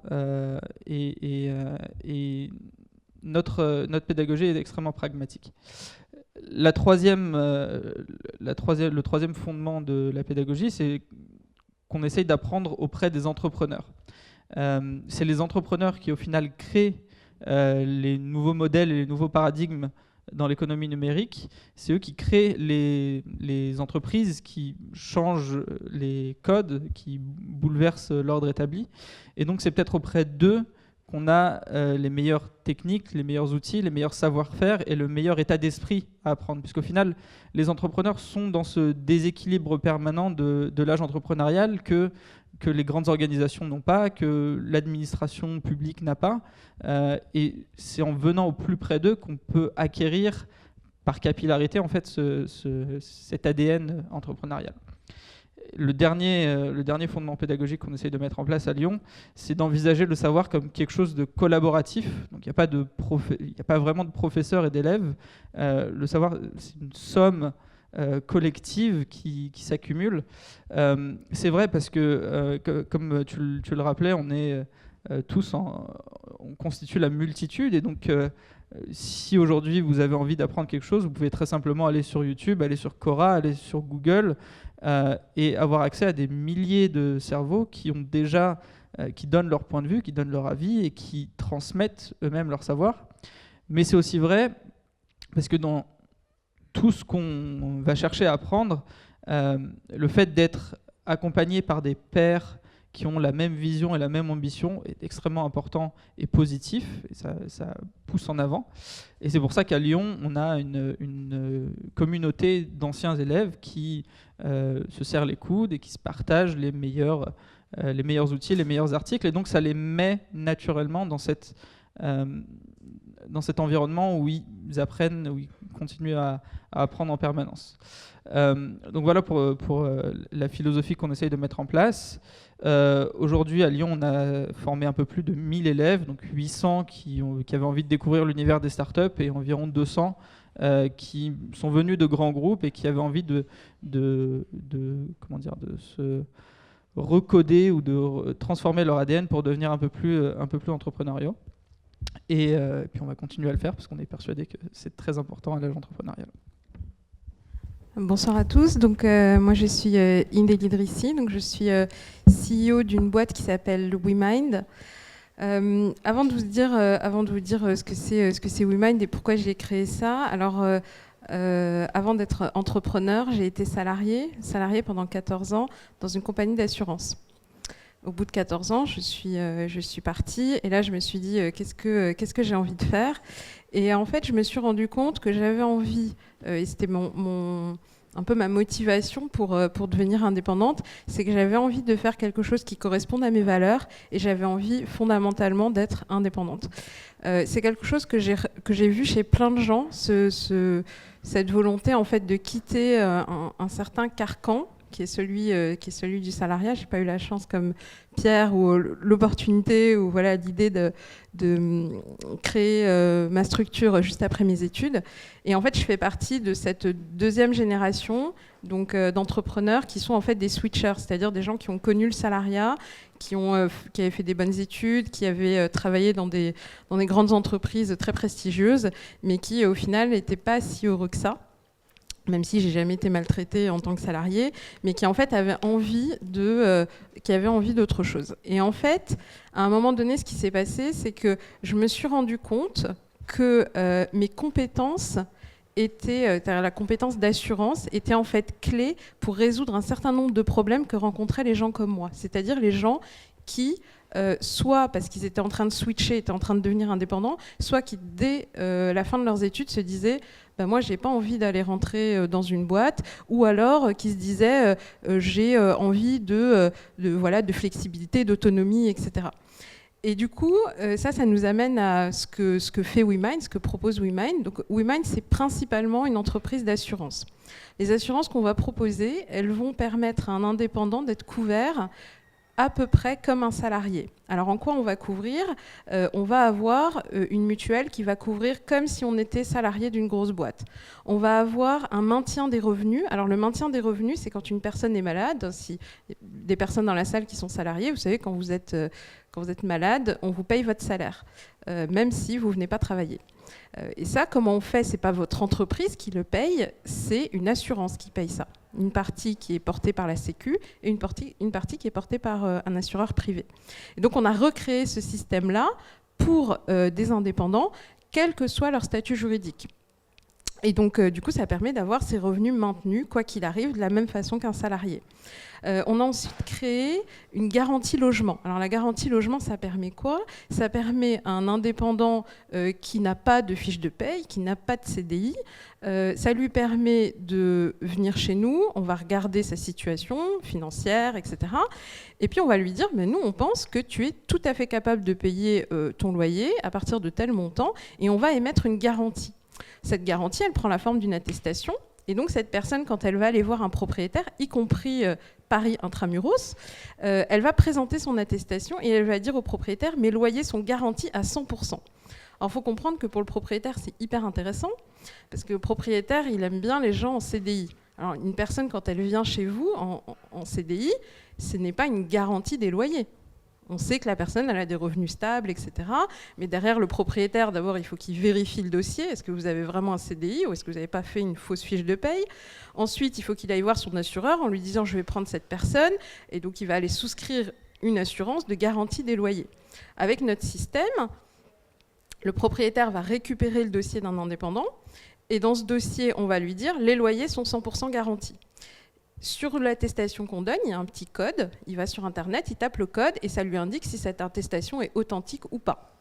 Et donc, à partir du moment où une personne bénéficie de ce système, on va dire que la personne qui a mis le plus de temps à trouver un appartement, elle a mis 2 semaines, et celle qui a trouvé le plus vite, elle le trouve en 24 heures.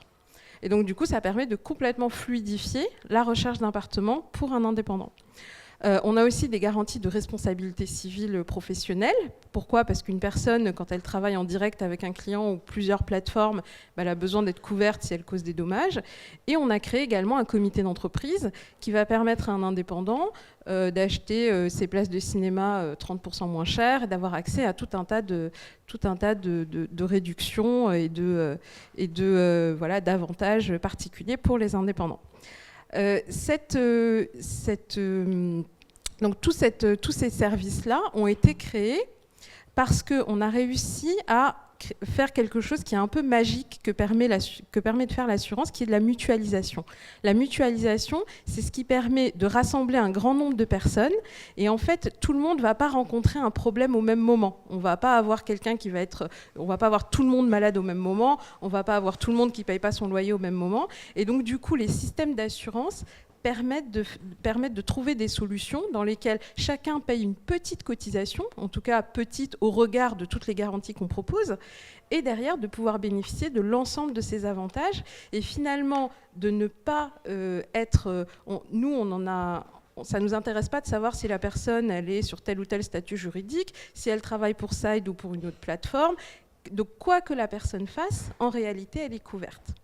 Alors ça nous amène vers un sujet qui est pour moi très important. Je fais partie des gens par exemple qui ne pensent pas du tout que tout doit être privatisé et que le privé peut tout gérer. Ça, j'y crois pas du tout. Je pense qu'on doit aujourd'hui reconstruire quelque chose qui est une protection sociale qui est basée sur la personne et non sur le statut ou la plateforme ou l'entreprise pour laquelle je travaille, donc qui est vraiment basée sur moi-même en tant qu'individu. Et je dis ça parce que je sais à quel point tous ceux qui ont au moins fait un passage dans le travail indépendant sont toujours plus heureux que beaucoup de mes amis qui sont des salariés un peu déprimés par ce qu'ils font.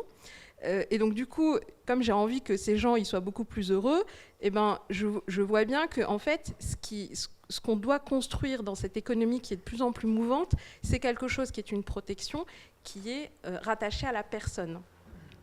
Le secteur privé, et c'est l'avantage pour moi qui ai passé 14 ans dans l'assurance, quand vous avez passé 14 ans dans l'assurance, vous avez tendance à voir tout le business model qu'il y a derrière la protection sociale. C'est-à-dire que quand on est... moi, avant de travailler dans l'assurance, quand j'étais malade, j'utilisais ma carte vitale. Et la carte vitale, c'est génial, parce que en fait, vous pouvez consommer autant que vous voulez. Il n'y a pas de limite. Si vous avez une mutuelle, vous pouvez aussi consommer. Il n'y a pas de souci. Mais sauf que derrière ça, il y a un business model. Et en France, vous connaissez certainement plein de compagnies d'assurance. La compagnie d'assurance la plus grosse en France et la plus importante n'est pas du tout une compagnie d'assurance, c'est l'État. L'État, en fait, est une très, très grosse compagnie d'assurance. Ce n'est pas son seul rôle, mais l'avantage, c'est que quand on a travailler dans l'assurance, on comprend comment le ministère de la Santé, le ministère du Travail, l'UNEDIC, on comprend ce que ces gens-là vivent au quotidien. C'est-à-dire que ce qu'ils vivent au quotidien, c'est comment j'équilibre mes dépenses et mes recettes. Et alors du coup, dès qu'on change de système, c'est la panique. Parce que s'il y a de plus en plus d'indépendants, comment on va gérer toute la chute des cotisations. Si on a beaucoup de chômage, ça aussi, c'est une chute des cotisations. Et donc, vous avez des gens qui sont préoccupés par comment on équilibre les systèmes. Et je pense que dans cette évolution, chacun a un rôle à jouer. Et si on regarde, par exemple, dans le salariat, en fait, il y a quelque chose de très original qui est en gros une sorte de partenariat public-privé et une sorte de complémentarité public-privé. C'est-à-dire que la Sécu gère un certain nombre de choses et les assureurs privés gèrent un certain nombre de choses. Mais ce qui est important, c'est pas qui gère telle ou telle chose. Ce qui est important, c'est quelles sont les règles du jeu qui sont mises en place et qui font qu'un assureur privé, par définition, il va toujours essayer d'aller chercher les meilleurs risques et il va essayer il va pas vouloir assurer tout le monde. Parce que quand on est un assureur privé, moi je me souviens au tout début, quand on voulait créer les garanties, notamment de maintien de revenus, quand je vous dis je garantis les revenus à 100% pour quelqu'un quand il est malade, comprenez que c'est une garantie où on garantit environ 1 million d'euros par personne, parce que je vais garantir le revenu de la personne jusqu'à l'âge de sa retraite. Donc on va dire, en moyenne, ça me fait 1 million d'euros. Et donc, quand je suis allée voir des assureurs au début, et que je leur ai expliqué ça, ils m'ont dit, nous, on est tout à fait d'accord pour couvrir des travailleurs indépendants, à condition qu'ils aient créé leur société et qu'ils fassent plus de X milliers d'euros de chiffre d'affaires. Je leur ai dit, non, en fait, moi, je veux couvrir tout le monde, y compris des auto-entrepreneurs. Et là, ils m'ont dit, quoi, vous voulez couvrir des pauvres, mais c'est pas rentable cette affaire. Et voilà. Et donc du coup, il a fallu les convaincre qu'avec cette mutualisation magique, en fait, on allait y arriver. D'ailleurs, on y arrive très bien. Et donc, le privé tout seul a tendance à pas vouloir tout faire. Et en fait, l'avantage, c'est que quand on travaille avec l'État et qu'on met en place des bonnes règles et des bonnes garanties, c'est-à-dire que l'État peut se porter en tant que il peut être garant en dernier ressort, et en fait, on peut amener les assureurs privés et l'État avec ses garanties à pouvoir proposer des garanties qui couvrent tout le monde. Personne n'a envie de vivre dans une société dans laquelle on assure que les gens ont bonne santé, on assure que les gens qui ont énormément de compétences et qui font énormément de chiffre d'affaires, on comprend très bien qu'il y a une très grosse injustice à faire ça. Donc, pour un peu terminer sur ce sujet de partenariat public-privé et qu'est-ce qui doit être fait. Pour moi, aujourd'hui, en termes de protection sociale, alors je trouve que ce qui est déjà la base, c'est déjà ce que Pierre a expliqué, c'est-à-dire que les gens soient bien rémunérés. C'est-à-dire que si les gens sont mal rémunérés, on ne peut pas vraiment faire grand-chose. Donc la base, c'est d'abord que les gens soient bien rémunérés. Une fois que les gens sont bien rémunérés, il faut se poser la question de comment, dans une rémunération, et c'est ce qu'on fait dans tout type de rémunération, quand on touche de l'argent, il faut consacrer une partie à la protection sociale et une partie à son revenu, des choses qu'on peut dépenser tout de suite. Et c'est pour ça que, par exemple, si vous êtes salarié en France et que vous touchez 2 000 euros par mois, en réalité, vous coûtez 4 000 euros à votre employeur. Pourquoi ? Parce qu'on met 2 000 euros dans votre protection. Chez les indépendants, de façon moindre, ce système, il existe aussi. Donc en fait, on finance la protection sociale avec quoi ? Avec des revenus. Donc la première étape, c'est d'avoir des revenus qui sont décents dans tous les métiers. Ça, c'est vraiment le premier sujet. Et après, le deuxième sujet, c'est comment pouvoir accompagner les gens en cas de difficultés importantes. Et là, aujourd'hui, on est dans une situation où il y a une différence très importante entre les salariés et les indépendants. C'est que quand vous avez une crise économique, un plan social, et Nicolas explique très bien que ce genre de choses va être de plus en plus fréquent, le truc, c'est que si vous êtes salarié et si vous avez la capacité à rebondir, en réalité, ce n'est pas très grave parce que vous allez avoir une garantie chômage qui va vous permettre de rebondir. Et chez les indépendants, aujourd'hui, ça n'existe pas. Et donc, c'est un des sujets qu'il faut absolument pouvoir traiter, c'est-à-dire dire, on a des gens qui sont indépendants, mais ces gens qui sont indépendants, ils ne sont pas non plus sortis complètement du filet de protection sociale. Et donc, il faut pouvoir créer pour ces indépendants-là, indépendamment de ce que nous, on a déjà pu créer, mais qui n'est pas finalement le risque le plus critique, parce que le risque le plus critique, c'est vraiment les retournements économiques, le changement d'activité, le fait qu'à un moment donné, on stoppe une activité pour en démarrer une autre et ça met du temps à démarrer. Et en fait, on a besoin de créer des garanties qui vont permettre aux indépendants d'être mieux couverts et qui va permettre de sortir d'un débat dans lequel on discute, qui est un vrai problème pour les plateformes aujourd'hui, qui est qu'on se dit, en fait, requalifions tout le monde en salariés, et si on requalifie tout le monde en salariés, en fait, ça grippe tout le système qui permet aujourd'hui au travail indépendant de se développer. Merci beaucoup, In. Merci à tous les trois. Je vous en prie.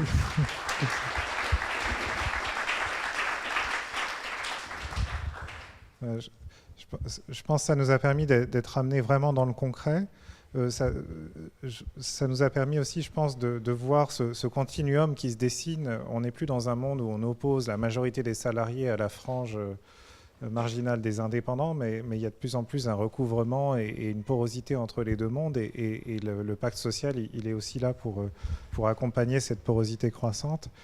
Inde l'a suggéré à demi-mot, mais elle est impliquée dans des discussions avec les pouvoirs publics en tant que membre du Conseil national du numérique et tu t'occupes d'un chantier qui sont les états généraux du numérique sur le volet social, donc ce qui montre qu'il y a de la part de l'État une volonté de se pencher sur la question. Après, une compréhension de ce qui se passe, c'est une autre affaire, mais voilà. Donc, vous avez deviné, je pense qu'il y a beaucoup d'innovations qui se passent sur le terrain. Il y a des réflexions et des échanges qui sont en cours entre le monde des entrepreneurs et le monde institutionnel. C'est quelque chose qu'il faut intensifier d'urgence pour plein de raisons, parce qu'il y a la montée du fascisme, parce qu'il y a l'effondrement de la popularité du pouvoir en place qui n'annonce rien de bon pour la suite. Donc, il faut, donc moi, je voudrais conclure ce panel par ce message et cet appel à l'action, en fait. C'est-à-dire, on n'aura pas encore beaucoup d'opportunités de remettre les choses à plat et de repartir du bon pied, parce que plus la situation se dégrade, plus les rapports sociaux se tendent. Et donc la contribution de chacun est utile, celle des entrepreneurs qui nous révèlent par leurs efforts d'innovation radicale comment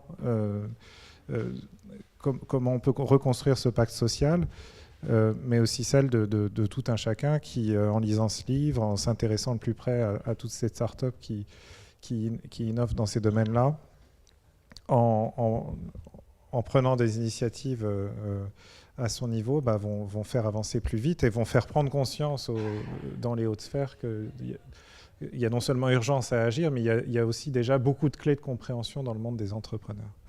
Je pense, il nous reste une vingtaine de minutes pour prendre quelques questions. Je vais faire juste une question, j'en avais plusieurs, je vais en faire juste une. Je viens de la culture. La culture, souvent, est un secteur qui invente et qui montre dans quel chemin le monde change. Dans ce domaine-là, on a dans la culture l'intermittence, des plateformes de gestion de droits, gestion collective, comme la SACEM, droit d'auteur, la DAMI, les droits voisins. Est-ce que c'est des modèles que vous avez explorés ? Parce qu'on a des artistes qui sont présumés salariés, mais qui sont aussi entrepreneurs, ça fait longtemps, qui maintenant s'affranchissent des maisons de disques, qui sont DIY, qui sont payés directement par Spotify. Est-ce que ça fait partie des modèles que vous avez explorés pour écrire ce bouquin ? Alors, pour ce qui me concerne, c'est un sujet que je connais relativement bien du fait de mon passé de haut fonctionnaire. L'histoire des intermittents du spectacle, elle est passionnante parce qu'elle révèle que c'est dans le contexte d'une économie naissante du cinéma il y a très longtemps, il y a presque un siècle, qui était une économie de l'instabilité généralisée. C'est-à-dire on employait les gens le temps d'un tournage, puis quand le tournage était terminé, on ne savait plus trop quoi en faire. Et donc la méthode consistait à fermer l'entreprise qu'on avait créée pour faire le tournage et à licencier tout le monde. Et comme c'était insoutenable parce que ça ne permettait pas d'entretenir une main-d'œuvre qualifiée et disponible, on a créé ce filet de sécurité-là. Donc le précédent historique est très intéressant parce que notre économie ressemble beaucoup, mais à l'échelle macroéconomique, à ce petit secteur marginal qui était le cinéma il y a très longtemps. Et donc, en théorie, sur le papier, on pourrait s'en inspirer. Le problème, c'est quand on exhibe les intermittents du spectacle dans le monde institutionnelle et dans la sphère de l'État, les hauts fonctionnaires, ils n'entendent parler des intermittents du spectacle que par l'angle des difficultés financières du régime. Et donc tout ce qu'ils voient quand on leur dit il faut transformer tout le monde en intermittent du spectacle, ils voient les énormes déficits qui vont se creuser à vue d'œil parce qu'on n'a jamais appris à bien financer le régime. Parce qu'on l'a maintenu dans un état où il est conçu seulement pour une toute petite frange de l'économie. Donc le passage à l'échelle est très compliqué conceptuellement, mais du coup, Int, peut-être, est-ce que c'est un exemple que vous discutez dans le cadre des États généraux du numérique, les intermittents du spectacle? Moi, ma tactique vis-à-vis des intermittents du spectacle, c'est toujours de les mettre sous le tapis, parce que sinon, ça déchaîne les peurs et la terreur des gens qui pensent qu'on va perdre des milliards. Alors, moi, je suis un peu comme toi. C'est vrai que c'est pas un sujet que j'aborde énormément.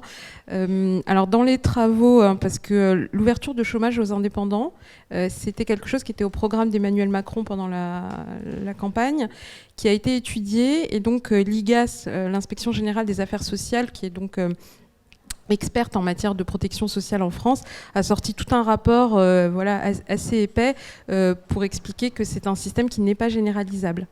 Parce qu'il coûte cher.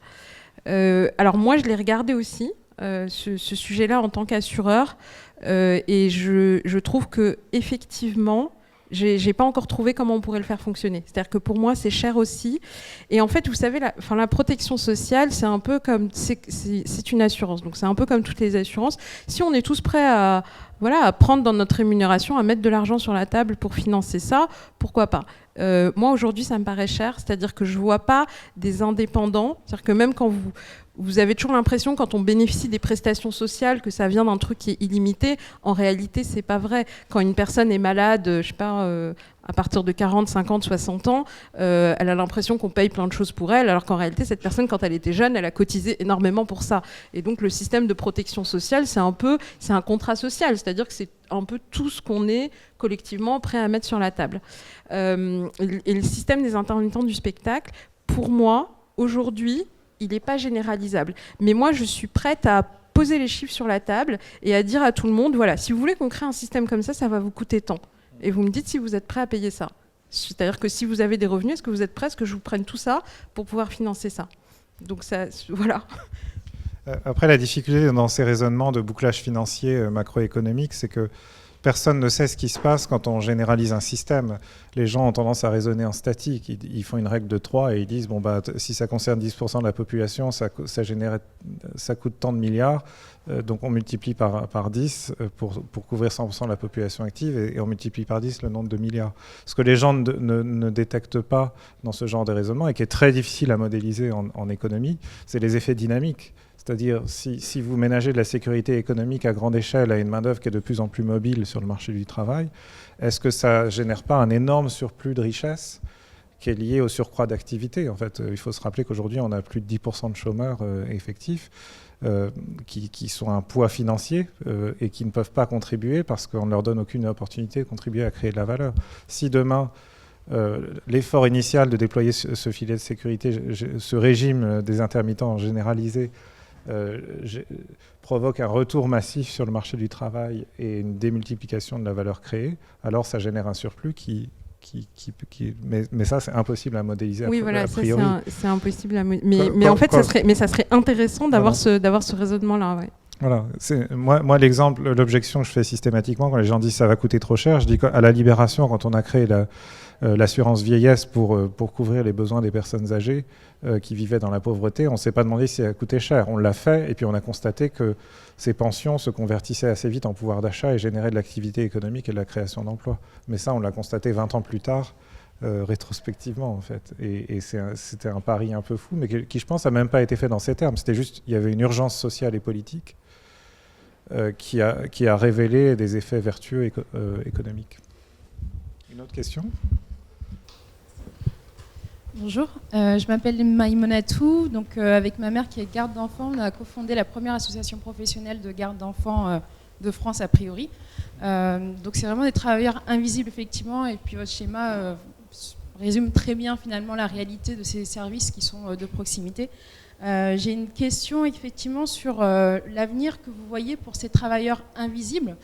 C'est vrai qu'on a mis en place un programme de professionnalisation qui est vraiment paré pour les nounous. Donc c'est la première fois qu'elles ont l'opportunité finalement de s'impliquer dans leur propre projet professionnel. Et finalement, ce dont on s'est rendu compte, c'est que derrière, il y avait pas mal d'acteurs qui ont suivi parce qu'il fallait les impliquer, notamment les acteurs du digital, toutes les plateformes, etc., qui essayent justement un peu d'ubériser le secteur, mais qui n'arrivent pas à toucher ces personnes parce qu'elles n'ont pas les compétences digitales, elles ne peuvent pas postuler finalement en ligne. Donc il y a une demande extrêmement forte, une offre forte aussi, et finalement on n'arrive pas à faire matcher tout ça. Est-ce que vous pensez que ce dialogue-là qui se fait aujourd'hui entre ces travailleurs qui ont toujours été lésés et qui finalement ont un peu de lumière aujourd'hui et ces grands acteurs qui essayent de se faire une place économique aujourd'hui sur ce secteur, est-ce que vous pensez que ce dialogue va être équitable ou pas ?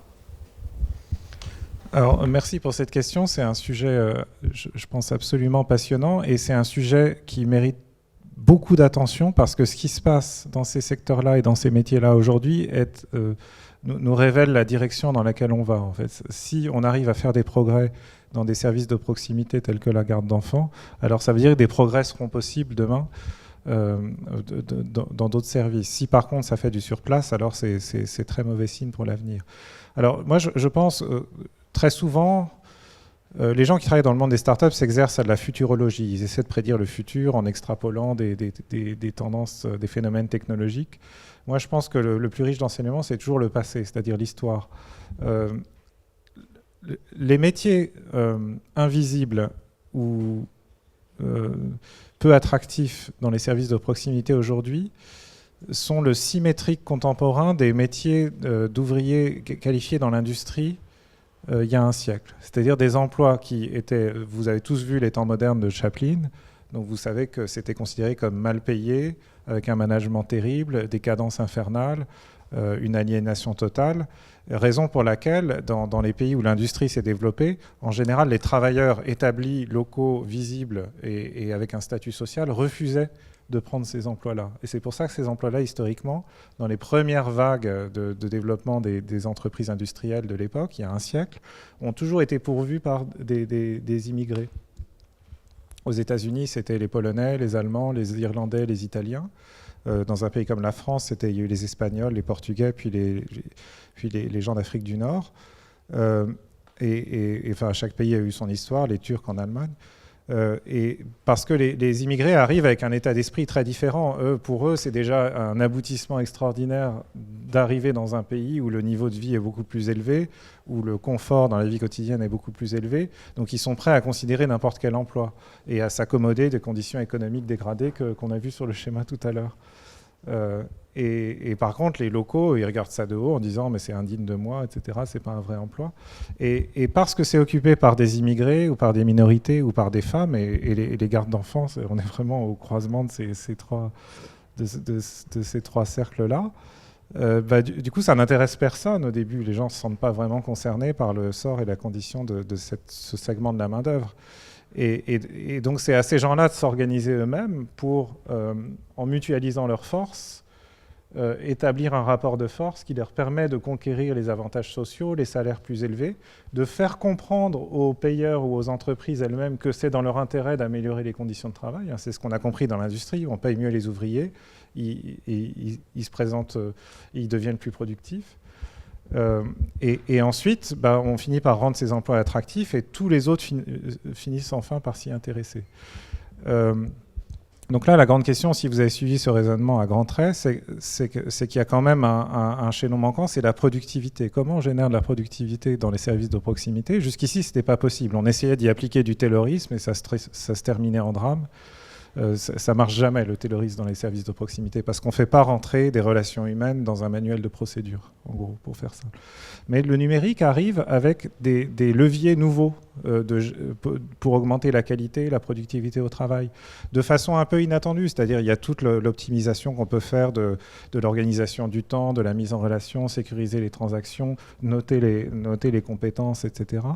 Mais il y a aussi quelque chose que je décris dans le livre avec un schéma qui est comment on enrôle les travailleurs amateurs et la multitude et les contributeurs volontaires en fait pour générer de la productivité à l'échelle de toute une activité.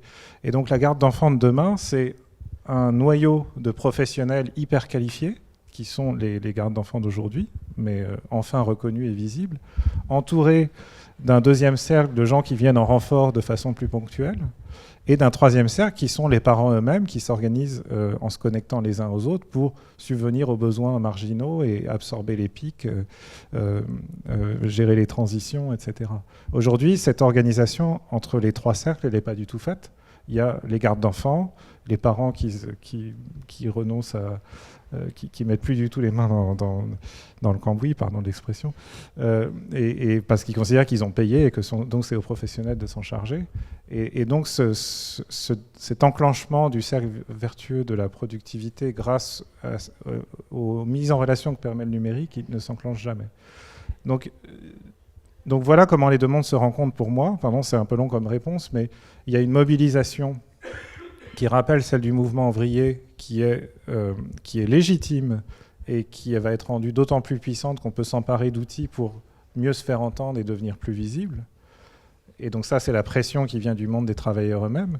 Mais il y a aussi une énergie entrepreneuriale qui vient d'une autre direction et qui est comment déployer ces nouveaux modèles de garde d'enfants qui ne sont pas simplement, on confie les enfants de deux familles à une garde d'enfants à des horaires fixes tous les jours, mais on déploie une sorte d'expérience totale en réseau de la garde d'enfants qui permet de s'adapter aux besoins particuliers de chaque famille, tout en rémunérant bien et en traitant bien les professionnels. Et si ces deux efforts convergent, ça devient la nouvelle classe moyenne. Voilà, c'est-à-dire des emplois sécurisés, bien payés, visibles, attractifs, et qui finiront par intéresser tout le monde et plus seulement certaines franges de la population. Je ne sais pas si Pierre, tu veux ajouter quelque chose. Est-ce que l'approche que vous avez mise en place sur Side est reproductible dans le monde de la garde d'enfants ? C'est-à-dire mettre en place ces crans de sûreté et ces paliers et cet encadrement et cette sécurisation. Enfin, c'est peut-être une question un peu tirée par les cheveux. Alors je sais pas trop, on n'y a jamais pensé. Nous on travaille avec uniquement des entreprises. Peut-être, mais je voudrais pas m'avancer, dire n'importe quoi. En tout cas, ou sinon je veux bien répondre, mais en fait dans tout l'éventail des fonctionnalités et des services rendus que tu as décrits tout à l'heure, c'est-à-dire on sélectionne les bonnes personnes, on sécurise la transaction, on impose un plancher pour la rémunération pour empêcher les salaires, les rémunérations d'être tirées vers le bas. Tout ça, en théorie, est reproductible dans un secteur particulier comme la garde d'enfants.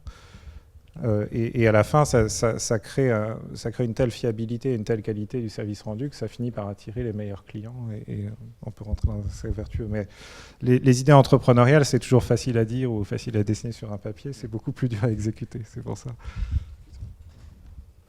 Bonsoir. Vous nous avez expliqué, vous nous avez présenté en fait des initiatives de start-up qui posaient un peu les briques, comme ce que vous nous expliquiez au départ de ce nouveau safety net, et qui font des initiatives en fait pour développer tout ça. En fait, moi, je m'interroge un peu sur le fait que ces initiatives me semblent très éparpillées. Je pense que, par exemple, parmi les exemples que vous nous avez proposés, il y a d'autres structures qui font un peu la même chose de leur côté. Il y a beaucoup de doublons, quelque part. Et je m'interroge en fait sur la capacité de ces startups et de ces nouveaux acteurs à travailler ensemble et à structurer cette démarche pour faire la jonction avec ce dont vous nous parliez aussi, le fait que les institutions s'adaptent aussi et fassent vraiment concrètement évoluer la situation. Alors, moi, je veux bien répondre. Hein, si vous voulez compléter, dites-moi, mais encore une fois, si on regarde ce qui s'est passé dans le passé, on est victime d'une illusion. C'est-à-dire, on se souvient de la dernière étape qui est l'État a pris les choses en main et a généralisé des dispositifs qui, avant, marchaient bien à petite échelle, mais échouaient complètement à couvrir l'ensemble de la population. Hein, c'est ce qu'expliquait Yin tout à l'heure hein, sur la complémentarité entre le privé et le public. C'est que le privé, lui, a tendance à s'intéresser à des petites niches ou à des segments qui sont sûrs et rémunérateurs. Et à un moment donné, il faut que l'État prenne les choses en main pour dire bon, bah, on va forcer le déploiement à plus grande échelle pour faire en sorte que tout le monde soit couvert. Voilà. Et comme l'État vient en dernier, comme notre expérience et notre vision est façonnée par le passé, on a l'impression que c'est l'État qui a tout fait. Et on n'a pas vu toute la première étape, qui est une démarche itérative d'expérimentation sur le terrain, de tâtonnement à petite échelle autour de problèmes auxquels on a trouvé des semblants de solutions.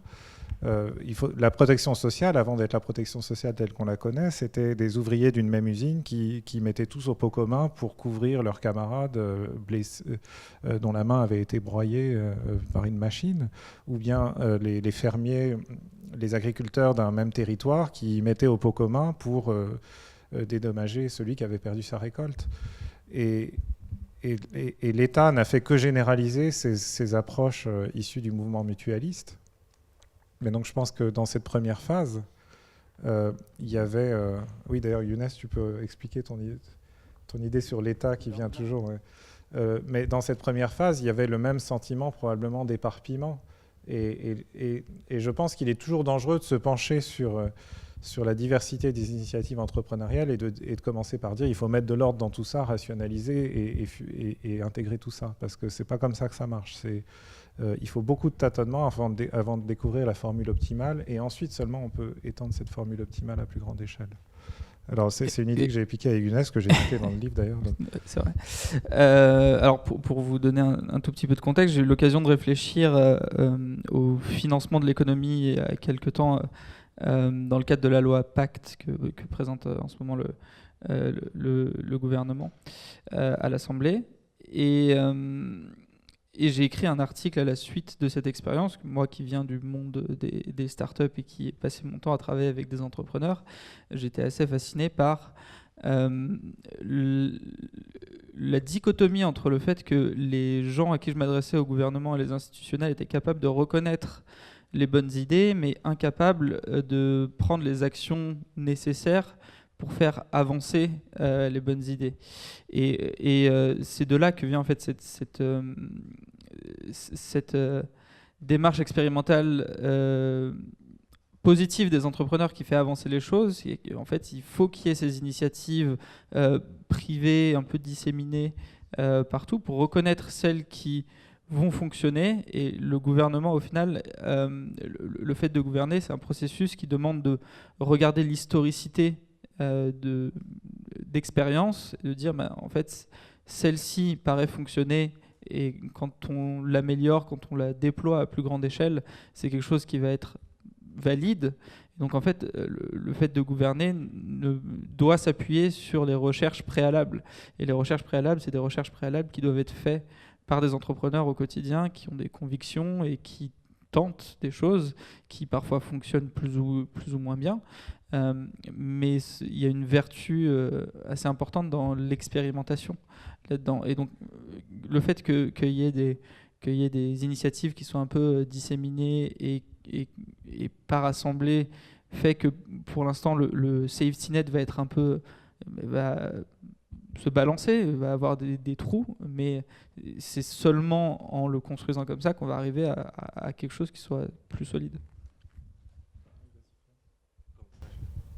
Si je peux vous dire quelque chose, c'est que vous parliez de travailler ensemble, et les trous, il faut quand même pas trop qu'il y en ait, parce que on travaille, on est sur un marché concurrentiel, et dessus il n'y a pas de doute.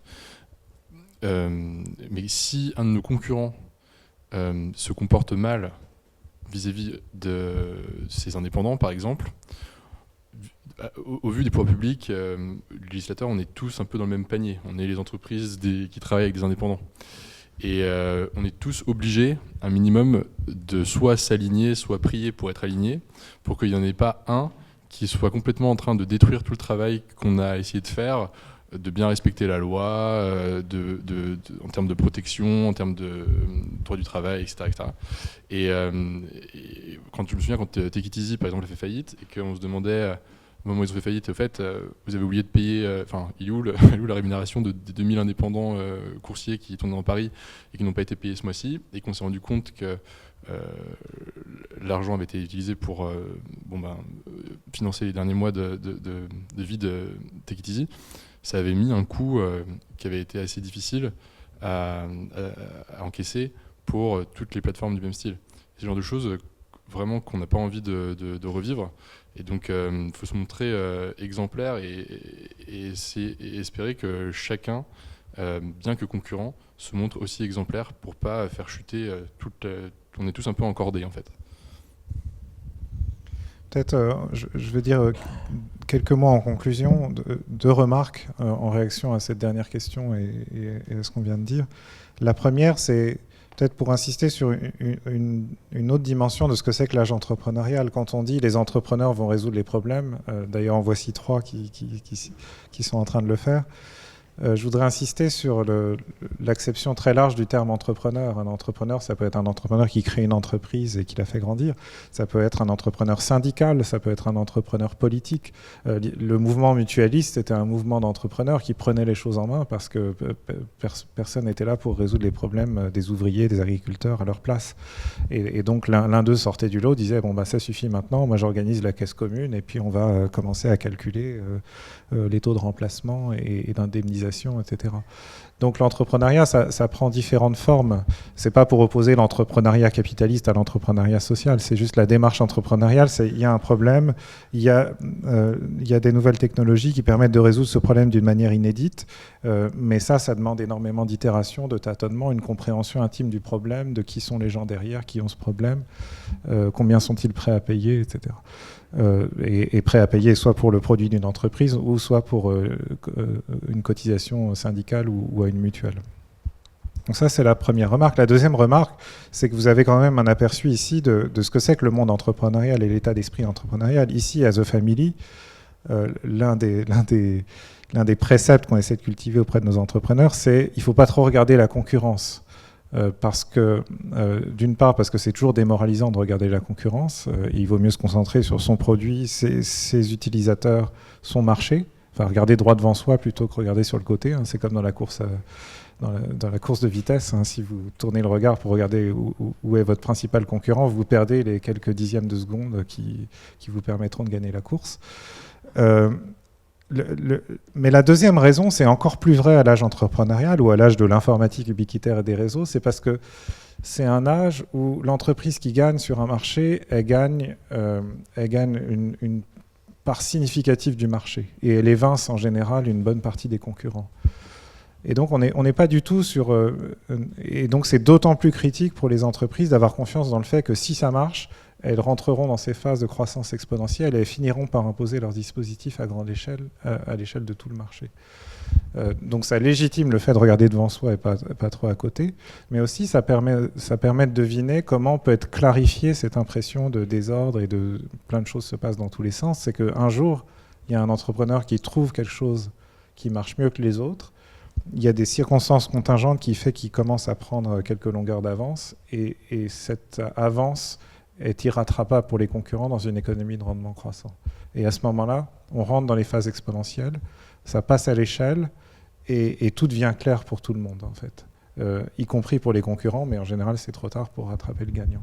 Donc c'est un peu ce sur quoi on compte, c'est-à-dire c'est pas seulement des entreprises qui mettent au point des choses à petite échelle, c'est les entreprises numériques, y compris celles qui sont sur scène-là, c'est des entreprises qui font levier de l'informatique et des réseaux et donc qui ont la potentialité de grandir de façon exponentielle et de changer complètement l'équation du marché. Et c'est pour ça d'ailleurs que peut-être à l'âge entrepreneurial, l'État aura un moindre rôle à jouer que dans le passé, parce qu'on n'a plus besoin de l'État forcément pour passer à grande échelle.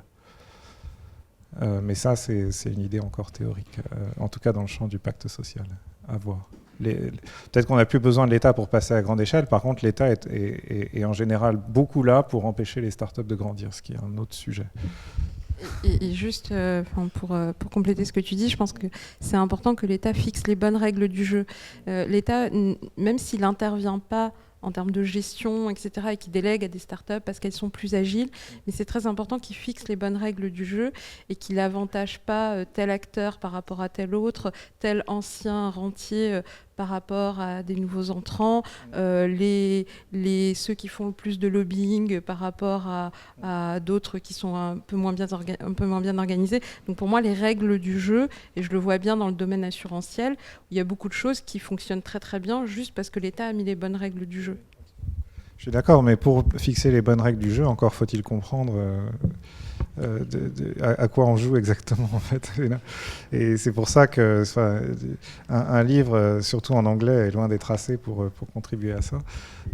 Mais oui. Le problème de l'État, c'est que l'État, il a une force et une faiblesse. Sa faiblesse, c'est que l'État, il est pluriel, divisé, fragmenté, et donc vous pouvez convaincre des individus dans l'État les uns après les autres. C'est pas pour autant que l'État, en tant qu'organisation bureaucratique, va embrasser votre vision des choses. La force de l'État, en revanche, c'est qu'il est très pyramidal. Donc en général, quand quelqu'un s'installe au sommet, il y a une sorte de mimétisme généralisé qui fait que tout le monde se convertit en toute sincérité aux idées du chef.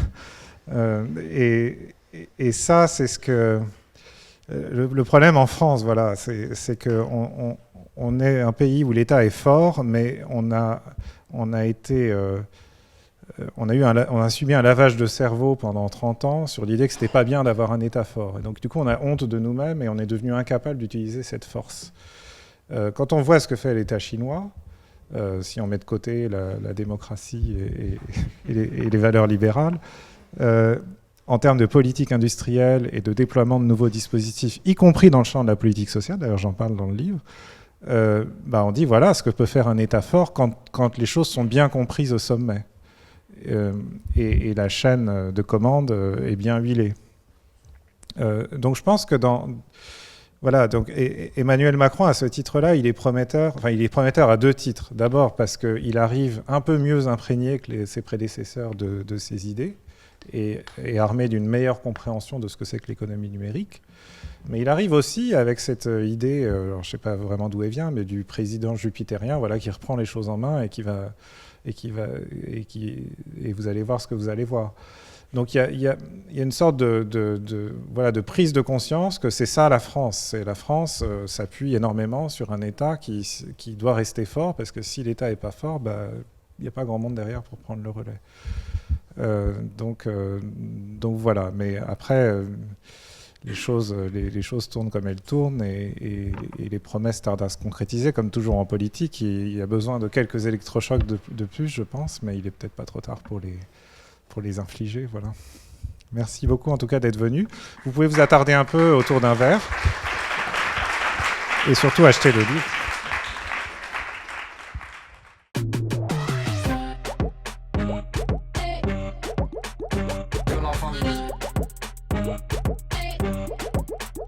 Que l'enfant